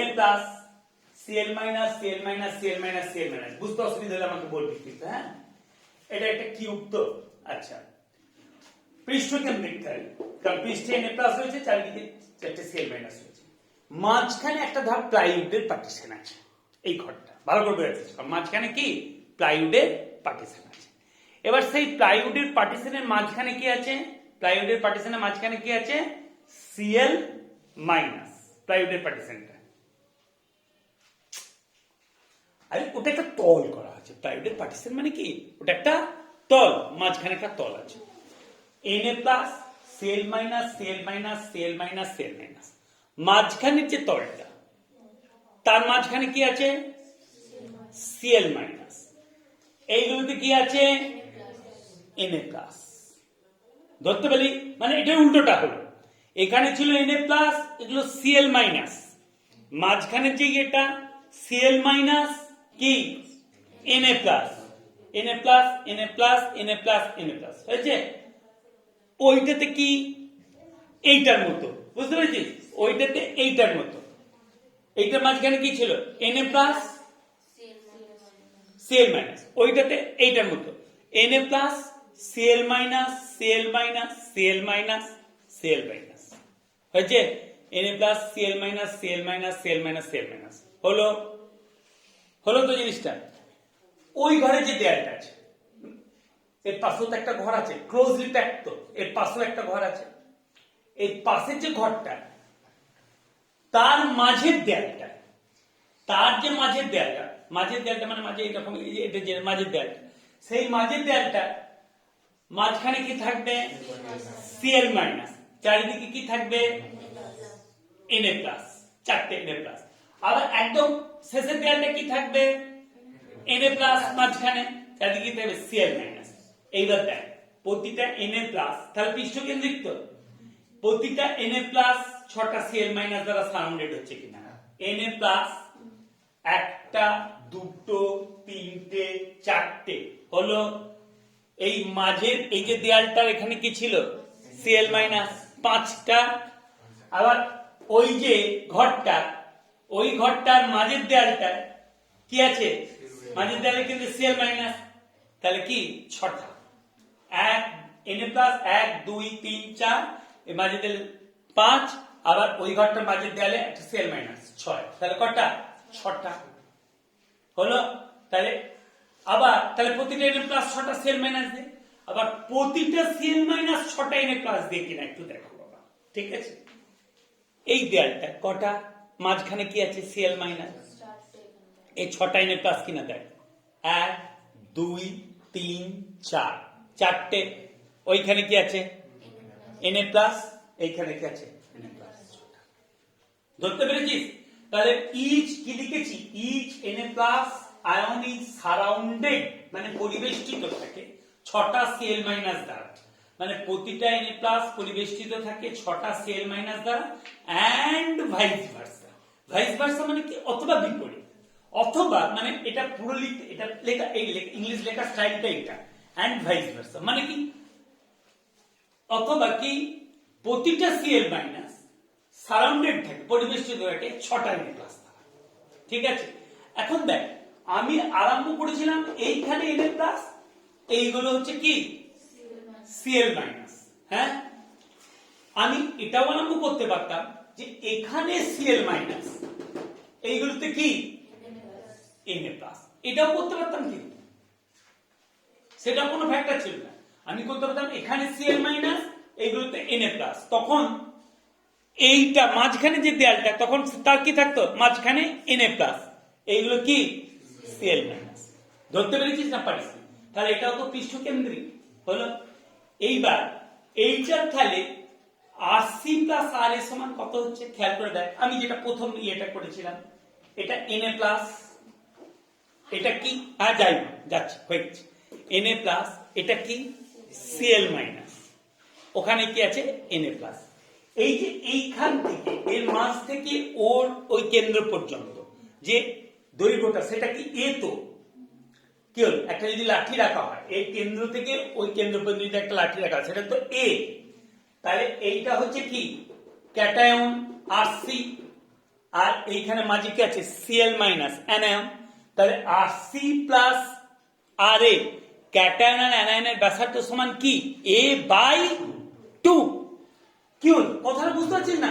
টোটালটা তো এ, টোটালটা তো এ, তাহলে এখানে আছে এনএ প্লাস, এখানে সিএল মাইনাস, ওখানে আবার এনএ প্লাস, এই টোটালটা তো এ, তাহলে আর এনএ প্লাস আর আর সিএল মাইনাস, তাহলে ওটা কি হয়ে গেল এর অর্ধেক তো, তাহলে এ বাই 2। তাহলে এনএসিএল এটাও পৃষ্ঠকেন্দ্রিক, কিন্তু এনএসিএল এর মতো, সেই জন্য এনএসিএল এর মতো দাগ দেবে, এনএসিএল এর মতো কেলাসের ক্ষেত্রে আরসি প্লাস আর এ, তাতে পেয়েছিস আরসি প্লাস আর এ সমান পেয়েছিস, RC plus R A equals to কি এ বাই 2। আরসি সমান কি ক্যাটায়নের ব্যাসার্ধ, আর এ সমান কি অ্যানায়নের ব্যাসার্ধ, এ সমান কি একক কোষের বাহু দৈর্ঘ্য। কি হলো কথাটা ধরতে পারলি না পারলি না? এটাও পৃষ্ঠকেন্দ্রিক। তাহলে আগে পৃষ্ঠকেন্দ্রিকের ইয়েটা সম্পর্কটা কি ছিল, RC plus R equals to A by √2, কিন্তু এনএসিএল এর মতো যদি পৃষ্ঠকেন্দ্রিক হয় তখন আরসি প্লাস আর এ সমান কি এ বাই 2 হলো। খেয়াল করবি এরকম অঙ্ক দিতে পারে যে এনএসিএল এর মতো কেলাসের ক্ষেত্রে, এনএসিএল এর মতো পৃষ্ঠকেন্দ্রিকের ক্ষেত্রে হয়েছে। আচ্ছা এরপরে বইটা বাদ কর, ভাইটস বলে আছে দেখ, ভাইটস শূন্যস্থান বাদ কর, ভাইটস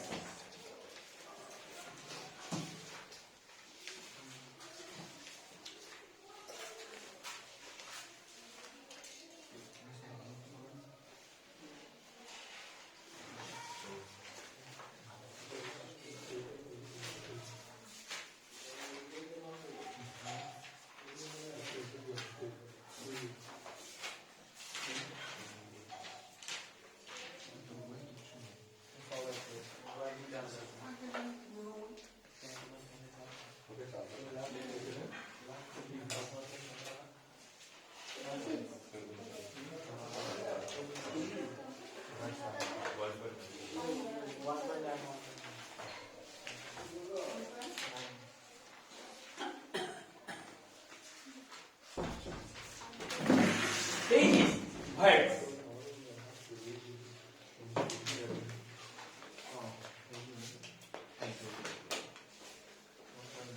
আচ্ছা ওই দেখ ঘন সন্নিবেশিত আচ্ছা সেকশন 1.9 পেজ 18 সেকশন 1.9 পেজ 18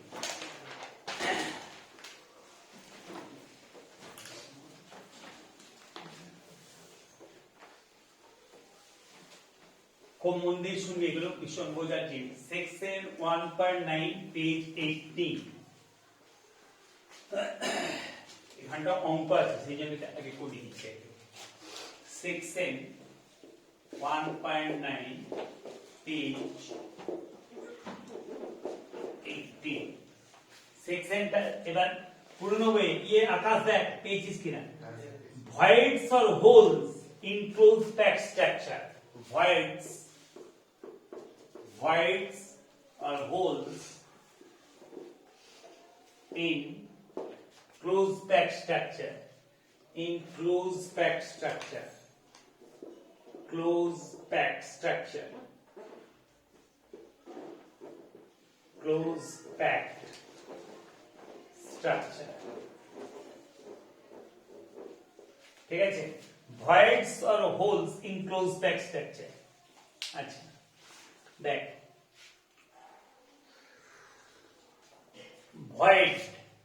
ভয়েডটা তো ইংলিশে তোরা জানতিস কিনা জানি না ভয়েড মানে শূন্যস্থান ঠিক আছে ভয়েডস হোলস বুঝতে পারছিস ভয়েডস আর holes in close packed structure এবার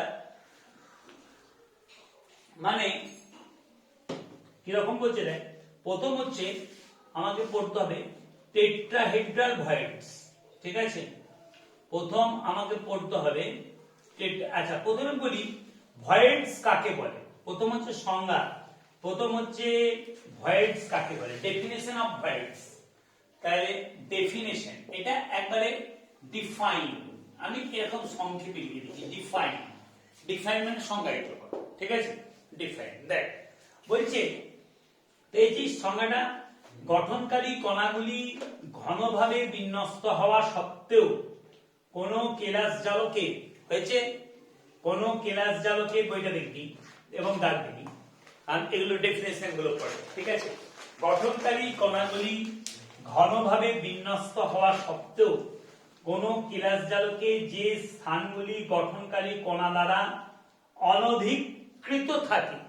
অনধিকৃত থাকে মানে গঠনকারী কণাগুলো সেখানে থাকে না আর কি ঠিক আছে গঠনকারী যে স্থানগুলি গঠনকারী কণা দ্বারা অনধিকৃত থাকে তাদের ফাঁকা স্থান বা হোল মানে ভয়েডস বা হোল বা আবার একটা কথা শুনলি মানে শিখলি দেখ আর একটা কথা শিখলি অন্তঃস্থানিক স্থল ইন্টারস্টিশিয়াল সাইটস বলে অন্তঃস্থানিক স্থল ইন্টারস্টিশিয়াল তার মানে ঘনভাবে বিন্যস্ত কেলাস জালকে গঠনকারী কণাগুলো ঘনভাবে বিন্যস্ত আছে তাতেও যে স্থানগুলো কি কণাগুলো দ্বারা অনধিকৃত থাকে মানে যে ফাঁকা স্থানগুলো যে থাকে ঠিক আছে মানে ল্যাঙ্গুয়েজটা এরকম ভাবে বলছি যে গঠনকারী কণাগুলো দ্বারা মানে ক্লোজলি প্যাকড কিন্তু যে স্থানগুলো গঠনকারী কণাগুলো দ্বারা অনধিকৃত থাকে তাদের ভয়েডস বা হোলস বলে হলো তাহলে ডিফাইন এবার হচ্ছে টেট্রাহেড্রাল ভয়েডস চতুস্তলকীয় ফাঁকা স্থান তাহলে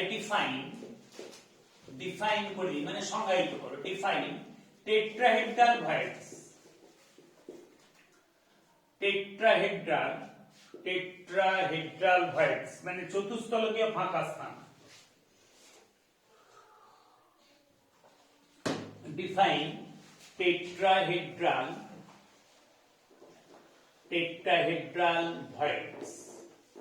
ভয়েডস চতুস্তলকীয়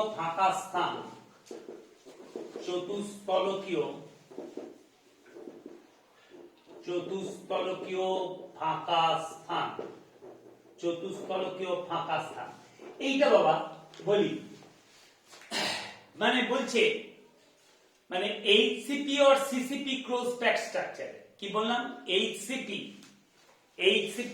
এইচসিপি মানে হেক্সা ক্লোজ প্যাকটা বলাটা আমার ভুল হলো মানে এইচসিপি মানে হেক্সাগোনাল ক্লোজ প্যাক্ট, এই দুটো কথা জেনে রাখি। এইচসিপি সংক্ষেপে বলুন, এইচসিপি, হ্যাঁ, হেক্সাগোনাল ক্লোজ প্যাক্ট, পুরো কথাটা লিখে দেন। হেক্সাগোনাল ক্লোজ প্যাক্টটা HCP crystal lattice, HCP crystal lattice আর সিসিপি ক্রিস্টাল ল্যাটিস, ঠিক আছে? এইচসিপি আর সিসিপি, ঠিক আছে? এইচসিপি আর CCP, hexagonal close packed, HCP और CCP বিন্যাস, CCP cubical close pact বিন্যাস অ্যারেঞ্জমেন্ট, HCP और CCP অ্যারেঞ্জমেন্টে এটা হচ্ছে হেক্সাগোনাল, পুরো কথাটা বাবা hexagonal, hexagonal close packed, hexagonal, hexagonal close pact, hexagonal close pact, আর এইটা হচ্ছে কি বল, এটা হচ্ছে cubicle, cubicle close packed, cubical close packed, cubical close packed, hexagonal close packed আর হচ্ছে কিউবিক্যাল ক্লোজ প্যাক্ট, হয়েছে? বলছে কিরকম দেখ, এবার দেখ টেট্রাহেড্রাল ভার্টস এর ডিফাইন করতে বলেছি। আগে দেখ বলছে চতুস্তলকীয় ভাবে বিন্যস্ত চারটে কণা, কি চারটে কণা চতুস্তলকীয় ভাবে বিন্যস্ত আছে, এই এইচসিপি আর সিসিপি বিন্যাস। তোরা তো বলবি স্যার এইচসিপি আর সিসিপি বিন্যাসটা বলবো, এটা ক্লিয়ার করে দেবো কি এইচসিপি বিন্যাসটা কিরকম, সিসিপি বিন্যাসটা কিরকম। হ্যাঁ, এখন এইটুকু শোন যে এইচসিপি বা সিসিপি বিন্যাসে চারটে পার্টিকেল চতুস্তলকীয় ভাবে বিন্যস্ত আছে, তার ফলে তার মধ্যে যে ফাঁকা স্থানটা সৃষ্টি হয়, চতুস্তলকীয় ভাবে বিন্যস্ত থাকলেও তার মধ্যে একটা ফাঁকা স্থান সৃষ্টি হয়, দ্যাট ইজ টেট্রাহেড্রাল ভার্ট, সেটাই টেট্রাহেড্রাল ভার্ট। ছবিতে খুব সুন্দর করে দেয়া আছে, দেখ দেখ ওই যে তিনটে বল লেয়ার রয়েছে দেখতে পাচ্ছিস। আচ্ছা প্রথম সংজ্ঞাটাকে দেখে নি, সংজ্ঞাটা ঘন সন্নিবিত কোন কেলাস জালকে, যে সংজ্ঞাটা আছে সেটাই মুখস্থ করবি একদম টেনে, মানে জাস্ট বুঝে গেলে আর কিছু মানে মানে লিখতে পাচ্ছিস কিনা দেখে নিবি। ঘন সন্নিবিত কোন কেলাস জালকে যে ফাঁকা স্থান চতুস্তলকীয় ভাবে, ঠিক আছে, এই ঘন সন্নিবিত বিন্যাস, ঘন সন্নিবিত কোন কেলাস জালক মানে ওই যে এইচসিপি আর সিসিপি বিন্যাসে, বুঝতে পেরেছিস তো? আচ্ছা ঘন সন্নিবিত কোন কেলাস জালকে যে ফাঁকা স্থান চতুস্তলকীয় ভাবে বিন্যস্ত চারটি নিকটতম প্রতিবেশী কণা দ্বারা পরিবৃত থাকে, পেয়েছিস তো? চতুস্তলকীয় ভাবে বিন্যস্ত চারটি নিকটতম প্রতিবেশী কণা দ্বারা পরিবৃত থাকে, তাকে চতুস্তলকীয় ফাঁকা স্থান বা ফাঁক বলে। মানে যে ফাঁকা স্থানটা চতুস্তলকীয় ভাবে বিন্যস্ত চারটি নিকটতম প্রতিবেশী কণা দ্বারা কি পরিবৃত থাকে, যে ফাঁকা স্থানটা হয়েছে। তার মানে ফাঁকা স্থানটা সৃষ্টি হয়েছে কি, চারটে চতুস্তলকীয় ভাবে বিন্যস্ত কণা আছে, তার মধ্যে যে ফাঁকা স্থানটা তৈরি হয়েছে। দেখ এইবার বইয়ের ইয়েটা ছবিটা দেখলি বুঝতে পারবি। আচ্ছা ওই ইয়ে কালারের বল রয়েছে না, সবুজ কালারের বল তিনটে রেখেছে, দেখ একটু খুব ভালো করে বোঝ, পরিষ্কার বুঝতে পারবি নিজেরা। বলগুলো তো গোলক আকৃতির রে বাবা, ওর তো সার্কেল নয়, চিন্তা করে দেখ নিজেরা, মানে বুঝতে পারছিস কিনা দেখ, ঠিক আছে? ইমাজিন কর, নাহলে বল কিনবি, দিয়ে বল কিনে করবি, ঠিক আছে? মার্বেল কিনে করবি তাহলেও হবে। আচ্ছা দেখ তিনটে বল ওই রকম ভাবে রাখা আছে, গোলক আকৃতি বল, ঠিক যেরকম ভাবে যে অ্যারেঞ্জমেন্টে রাখা আছে, দেখতে পেয়েছিস? হ্যাঁ, সবুজ বলগুলো বইটার দিকে দেখ, আমার মুখের দিকে নয়। তিনটে বল রেখেছে, তার উপরে দেখবি ওই যে সার্কেল করে দিয়েছেন একটা, হ্যাঁ ওই যে ব্ল্যাক দিয়ে একটা সার্কেল করে দিয়েছে, তার মানে ওইটা এটাকে একটা বল রাখা আছে, আমার ওই সবুজ বল আবার গোলক আকৃতি বল রাখা আছে, তাহলে মাঝখানে ওই ফাঁকা স্থানটা তো থেকে যাবে। কি হলো, কথাটা বুঝতে পেরেছিস? ওই রকম ভাবে তিনটে বল রেখেছে, গোলক আকৃতি বল, হ্যাঁ, আবার উপরে একটা ওই রকম বল রেখেছে, তাহলে মাঝখানে তো ওই ফাঁকা স্থানটা থেকে যাবে, থাকবে না? থাকবে না, ওইটাই চতুস্থলকীয় ফাঁকা স্থান। তার মানে কি কণাগুলো কি, এই কণাগুলো তো চতুস্থলকীয় ভাবে পরিবেষ্টিত, এই তিনটে আর উপরে যে একটা কণা রাখছি গোলকাকৃতি, তার মানে কণাগুলো চতুস্থলকীয় ভাবে পরিবেষ্টিত, মাঝখানে যে ফাঁকা স্থানটা ওটাই চতুস্থলকীয় ফাঁকা স্থান। এইবার একটা জিনিস, এবার এই বক্সটার মধ্যে চলে আসে, দেখ ত্রিমাত্রিক হেক্সাগোনাল বা ঘনকাকার ঘন সন্নিবেশে, পেয়েছিস বক্সটা? তাহলে ওই সংজ্ঞাটা দাগ দিলি, তারপর ত্রিমাত্রিক হেক্সাগোনাল বা ঘনকাকার ঘন সন্নিবেশে চতুস্থলকীয় ফাঁকের সংখ্যা সন্নিবিষ্ট কণা সংখ্যার কি হয়? দ্বিগুণ হয়। চতুস্থলকীয় ফাঁকের সংখ্যা সন্নিবিষ্ট কণা সংখ্যার কি হয়? দ্বিগুণ হয়। কণা সংখ্যা যদি n হয়, চতুস্থলকীয় ফাঁকের সংখ্যা কেন হবে? 2n। ক্লিয়ার করে বুঝিয়ে দিচ্ছি আমি, কোনো অসুবিধা নেই, ঠিক আছে? কণার সংখ্যা যদি n হয়, চতুস্থলকীয় ফাঁকের সংখ্যা 2n, তাই বলে লিখে দিলে। সুতরাং কণার সংখ্যা n হলে চতুস্থলকীয় ফাঁকের সংখ্যা হবে 2n। এবার তার আগের যে প্যারাটা, ওই প্যারাটাও দাগ দে। কেলাস জারকের একক কোষে চতুস্থলকীয় ফাঁকের সংখ্যা দাগ দে, পুরোটা দাগ দে। এবার ওই জায়গাটা আমি বোঝাচ্ছি, দেখ একটু শুনবি, ঠিক আছে? আমার বোঝে না, দেখ ওই যে তিনটে বল, ক্লিয়ার করে বুঝতে পারি, তিনটে বল রাখা আছে, উপরে একটা বল রেখেছে, তাই তো? তিনটে বল, যেমন একদম তুই বইয়ের ছবিটা চিন্তা কর, উপরে একটা বল আছে। এবার তুই চিনতে থাকবে কি হচ্ছে, একটা শূন্যস্থান সৃষ্টি হয়েছে তো বাবা। আচ্ছা, এবার তুই চিন্তা কর, ওই বলটা মানে উপরে যে বলটা রেখেছে, ওই তিনটে বলের উপরে যে বলটা রেখেছে, মাঝখানে যে বলটা রেখেছে, ওই বলটার উপরে তো আবার একটা লেয়ার আছে যেখানে ওই রকম ভাবে তিনটে বল রাখা আছে। বইতে যে তিনটে বল রাখা রয়েছে, বইতে যে দেখতে পাচ্ছিস সবুজ, মাঝখানে কি করেছে? একটা বল রেখেছে, তাহলে চতুস্থলকীয় ভাবে বিন্যস্ত একটা ফাঁকা স্থান সৃষ্টি হয়েছে। এবার চিন্তা কর, ওই বলটা মাঝখানে যে বলটা রেখেছে, ওই ইমাজিন কর ওই বলটার উপরে আবার ওই রকম তিনটে বল রাখা আছে। এই যে বিন্যাসে, যেরকম বিন্যাস ওই বিন্যাসে রাখা আছে, আছে না নেই? আছে। তার মানে এবার ওই পার্টিকুলার মাঝের বলটাকে ধর, ঠিক আছে? মাঝের বলটার জন্য তার মানে কটা ফাঁকা স্থান সৃষ্টি হলো বলতো? দুটো। কি হল, ধরতে পারলি না? পারলি না? ধরতে পেরেছিস তো? এবার প্রত্যেকটা কোণায় কিন্তু এইরকম, প্রত্যেকটা কোণায় কিন্তু এইরকম। আমি আবার বলছি, তিনটে সবুজ বলকে রেখেছি, উপরে একটা বল রেখেছি, ঠিক আছে? তাহলে একটা কি তৈরি হয়েছে? ফাঁকা স্থান সৃষ্টি হয়েছে, হলো তো? একটা ফাঁকা স্থান। এবার ওই বলটার উপরে ঠিক ইমাজিন কর, আবার এই যেমন তিনটে বল লেখা রয়েছে, এরকম একটা লেয়ার আছে, তিনটে বলের লেয়ার আছে, তাহলে সেখানেও একটা ফাঁকা স্থান সৃষ্টি হয়েছে। তাহলে পার্টিকুলার ওই বলটার জন্য, ওই যে মাঝের বলটার জন্য কটা ফাঁকা স্থান সৃষ্টি হলো? দুটো। প্রত্যেকটা বলই কিন্তু এইরকম। এই যে তিনটে বল দেখতে পাচ্ছিস এখানে দিয়েছে, ওই তিনটে বল, এই তিনটে বলও কিন্তু মাঝের বল হতে পারে। ধরতে পেরেছিস অ্যারেঞ্জমেন্টটা? হ্যাঁ, ওই এই যে তিনটে বল এখানে দেখতে পাচ্ছিস, ওই তিনটে বলও কিন্তু প্রত্যেকটা বলই মাঝের বল হতে পারে। কি হলো, ধরতে পারছিস? বুঝতে পারছিস কথাটা কি? হ্যাঁ, মানে আমি মাঝের বলটা ধরে জিনিসটাকে ক্লিয়ার করে বোঝাতে পারলাম। এবার দেখ, ওই যে তিনটে বল এখানে দেখতে পাচ্ছিস, ওই তিনটে বলের মধ্যে প্রতিটা বলই মাঝের বল হতে পারে। হতে পারে না? হবে, প্রতিটা বলই মাঝের বল হবে।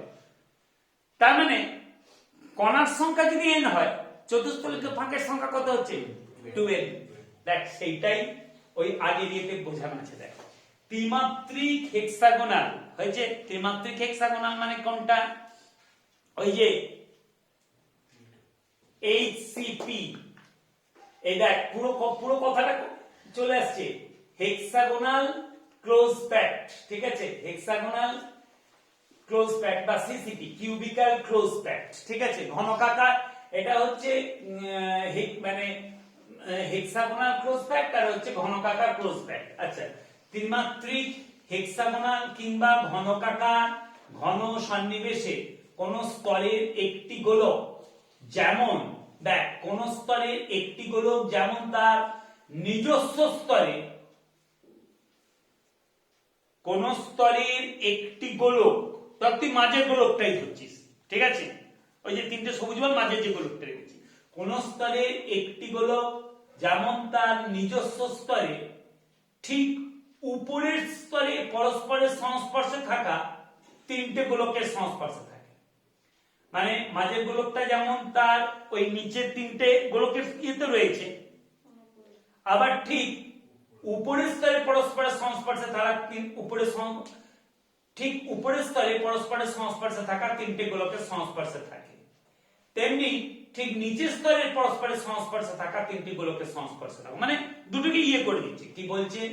ত্রিমাত্রিক হেক্সাগোনাল কিংবা ঘনকাকার ঘন সন্নিবেশে কোন স্তরের একটি গোলক, মানে এখানে কি মাঝের গোলকটাকে নিয়ে বলছে না, যে কোনো একটা গোলক বলছে আর কি, ঠিক আছে। তার মানে মাঝের গোলকটাকে নিয়ে আমি ওটা বোঝালাম যে তিনটে বল উপরে একটা ওই ঠিক যেমন ওই রিং করে ব্ল্যাক দিয়ে দিয়েছে একটা, তার জন্য একটা টেট্রাহেড্রাল ভয়েড তৈরি হয়েছে।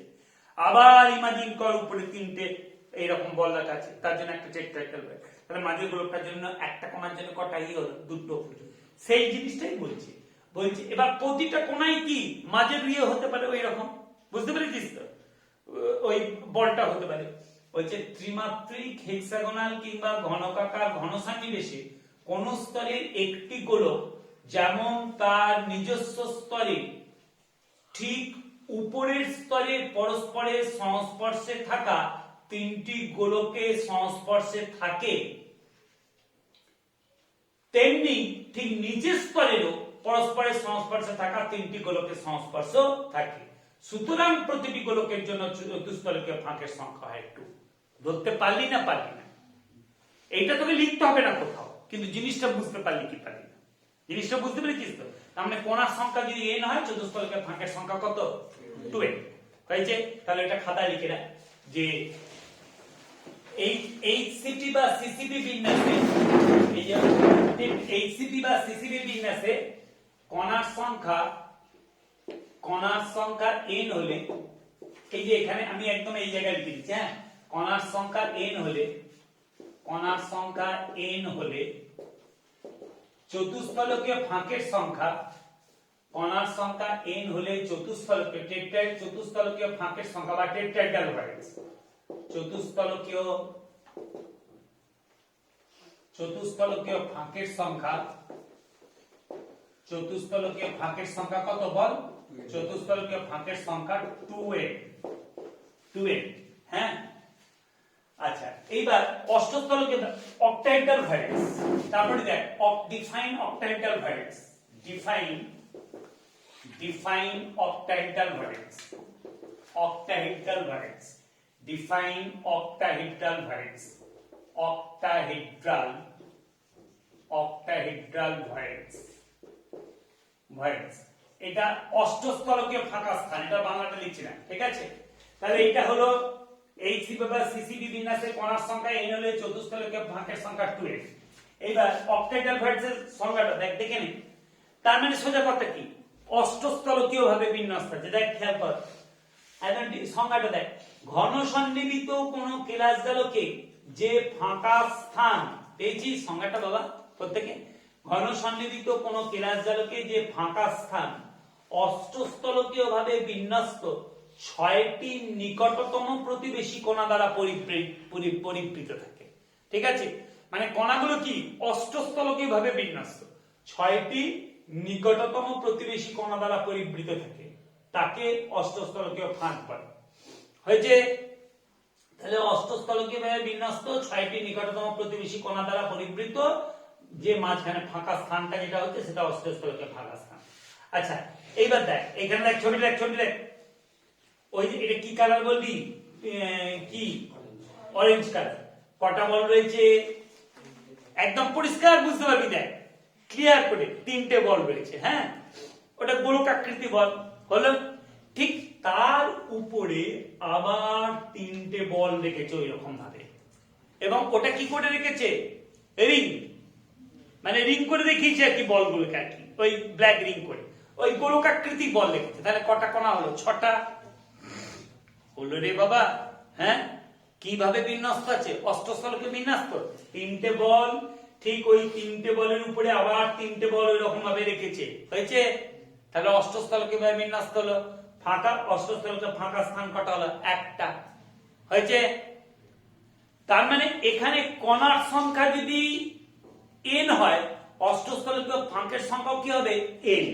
তাহলে বক্সের মধ্যে চলে আয়, ওই যে দেখ লেখা আছে, ওই যে ওটা হয়ে গেল, ছবিটা দেখলি। এবার 2 নম্বর পয়েন্ট, বক্সের 2 নম্বর পয়েন্টটা রাখবে। সিসিপি বা এইচসিপি ঘন সন্নিবেশে, হয়েছে, সিসিপি বা এইচসিপি ঘন সন্নিবেশে কণার সংখ্যা যদি n হয়, তবে উক্ত সন্নিবেশে মোট অষ্টস্থলকীয় ফাঁকের সংখ্যা কত হবে, n। তাহলে এইটা যে এইটা এই একই ব্যাপার, এইচসিপি হেক্সাগোনাল ক্লোজ প্যাক আর অর সিসিপি, লিখে রাখবি খাতায় গুলো, সিসিপি ক্লোজ, সিসি মানে কিউবিক্যাল ক্লোজ প্যাক বিন্যাসে কণার সংখ্যা n হলে, কণার সংখ্যা n, অষ্টস্থলকীয় ফাঁকের সংখ্যা কত, অষ্টস্থলকীয় ফাঁকের সংখ্যা n, অষ্টস্থলকীয় ফাঁকের সংখ্যা n, ধরতে পারলি, অষ্টস্থলকীয় ফাঁকের সংখ্যা n। ঝাড়াস করে একটা 2 মিনিটের মধ্যে একটা অঙ্ক করে নে, তাতে কর, দেখ স্পিডে লিখ। x ও y দুটি মৌলের সমন্বয়ে গঠিত, তাদের x ও y ক্যাপস লকে xcp, ঠিক আছে, x মানে বড় হাতে, x ও y দুটি মৌলের সমন্বয়ে গঠিত একটি কেলাসাকার যৌগে, x ও y দুটি মৌলের সমন্বয়ে গঠিত একটি কেলাসাকার যৌগে, হয়েছে। আচ্ছা, y পরমাণুগুলি সিসিপি গঠন করে, y পরমাণুগুলি সিসিপি গঠন করে। সিসিপি মানে কি, এইটা আমি লিখে দিচ্ছি, এটা কি, ঘনকাকার ঘন সন্নিবেশ, ঠিক আছে, বুঝতে পেরেছি। আর এটা হচ্ছে হেক্সাগোনাল ঘন সন্নিবেশ। তাহলে x ও y দুটি মৌলের সমন্বয়ে গঠিত একটি কেলাসাকার যৌগে কোন পরমাণুগুলো বলেছি বাবা, এটা খেয়াল রাখবি, y পরমাণুগুলি সিসিপি গঠন করে। আমি আর ওইটা বাংলাটা লিখলাম না, যে ঘনকাকার ঘন সন্নিবেশ গঠন করে, ঠিক আছে, y পরমাণুগুলি সিসিপি গঠন করে, হয়েছে, সিসিপি গঠন করে। Stop the. যদি উক্ত সন্নিবেশের 75%, যদি উক্ত সন্নিবেশে 75% চতুস্তলকীয় ফাঁক, যদি উক্ত সন্নিবেশে 75% চতুস্তলকীয় ফাঁক, যদি উক্ত সন্নিবেশে 75% চতুস্তলকীয় ফাঁক, হয়েছে, x পরমাণুগুলি দ্বারা অধিকৃত থাকে, যদি উক্ত সন্নিবেশে 75% ফাঁক, 75% চতুস্তলকীয় ফাঁক, 75% চতুস্তলকীয় ফাঁক x পরমাণুগুলি দ্বারা অধিকৃত থাকে, তবে যৌগটির রাসায়নিক সংকেত নির্ণয় করো, তবে যৌগটির রাসায়নিক সংকেত নির্ণয় করো। তাহলে একটা খেয়াল কর, কোন পরমাণুগুলো ইয়ে করেছে, x আর y এর মধ্যে কোনটা, y, ধরি তাহলে যেটা মানে ওই সিসিপি প্যাক্ট মানে কিউবিক্যাল ক্লোজ প্যাক্ট স্ট্রাকচারটা গঠন করেছে, ঠিক আছে, কে, সে y, তো x না y এর মধ্যে কোনটা, y তো বলেছি। ধরি সিসিপি বিন্যাসে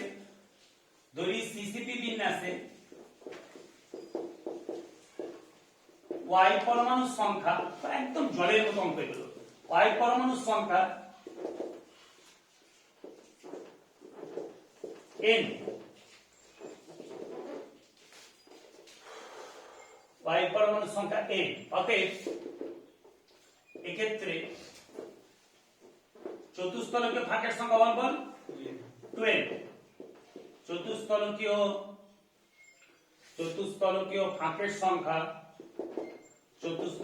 ফাঁকের সংখ্যা 12। খেয়াল করবি যে কণাটা গঠন করেছে সেই, ঠিক আছে, এইচসিপি বা সিসিপি তার সংখ্যাটা n ধরবি, তাহলে চতুস্থলকীয় ফাঁকের সংখ্যা 2n। তাহলে এই ফাঁকের কত পার্সেন্ট x পরমাণু দ্বারা অধিকৃত আছে? 75%। অতএব আচ্ছা, সুতরাং আচ্ছা প্রশ্নানুসারে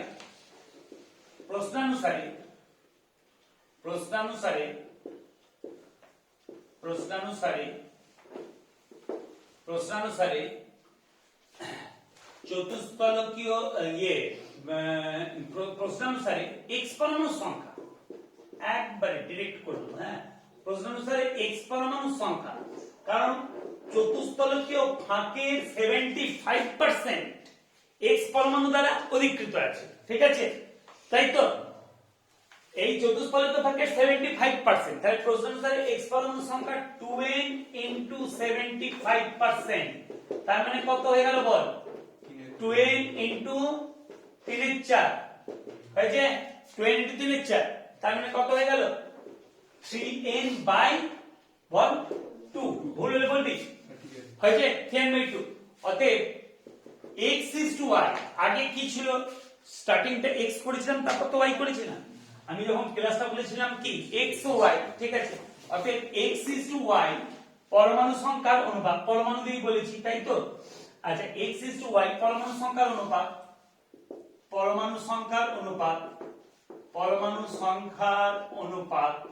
তাহলে কি হয়ে গেল বল? পরমাণু সংখ্যার অনুপাত বল। তাহলে এইটা x is to y, যেহেতু আগে x তারপর y বলেছিলাম, ঠিক আছে, তাহলে 3n by 2 is to n। আচ্ছা, তাহলে এবার n কেটে গেল, 2 দিয়ে গুণ করে দিলে কত? 3 is to 2, ঠিক আছে। তাহলে সংকেতটা কি হয়ে গেল?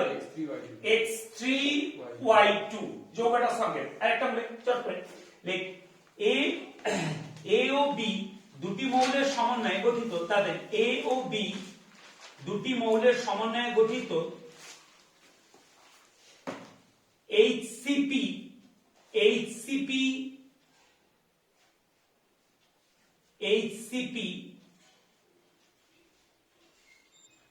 HCP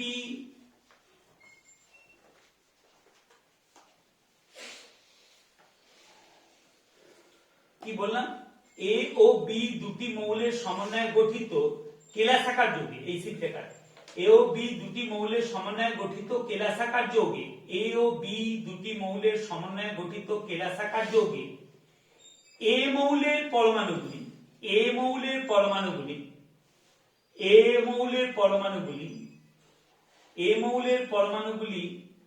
HCP গঠন করে, A মৌলের পরমাণুগুলি HCP গঠন করে, হয়েছে? Stop the.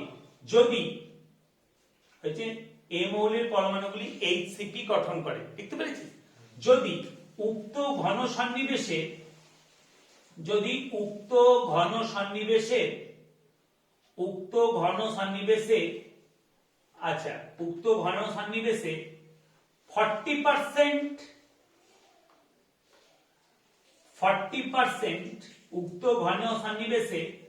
40% ফাঁক, 40% অষ্টস্থলকীয় ফাঁক, কোন পরমাণুগুলো HCP গঠন করে বলেছি? A।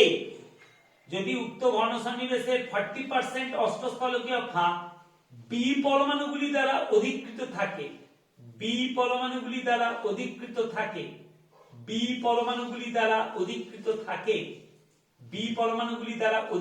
থাকে, তবে যৌগটির রাসায়নিক সংকেত কি হবে? এখানে আমি কিছু ল্যাঙ্গুয়েজ লিখব না। কোনটা গঠন করেছে বল? এটা। তাহলে এ কণার সংখ্যা কত ধরে নিচ্ছি? n। তাহলে অষ্টস্থলকীয় ফাঁক কত? অষ্টস্থলকীয় ফাঁক অষ্টস্থলকীয় ফাঁক, ফাঁকের সংখ্যা n।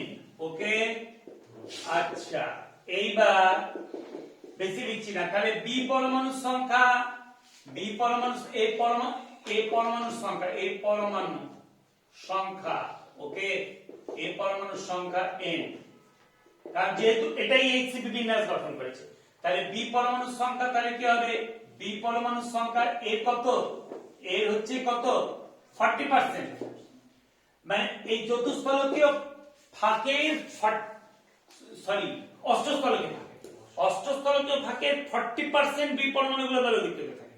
তাহলে বি পরমাণুর সংখ্যা সমান কি n ইনটু 40%, তার মানে কত হয়ে যাচ্ছে n ইনটু 40/100, তার মানে এটা কত হয়ে যাচ্ছে,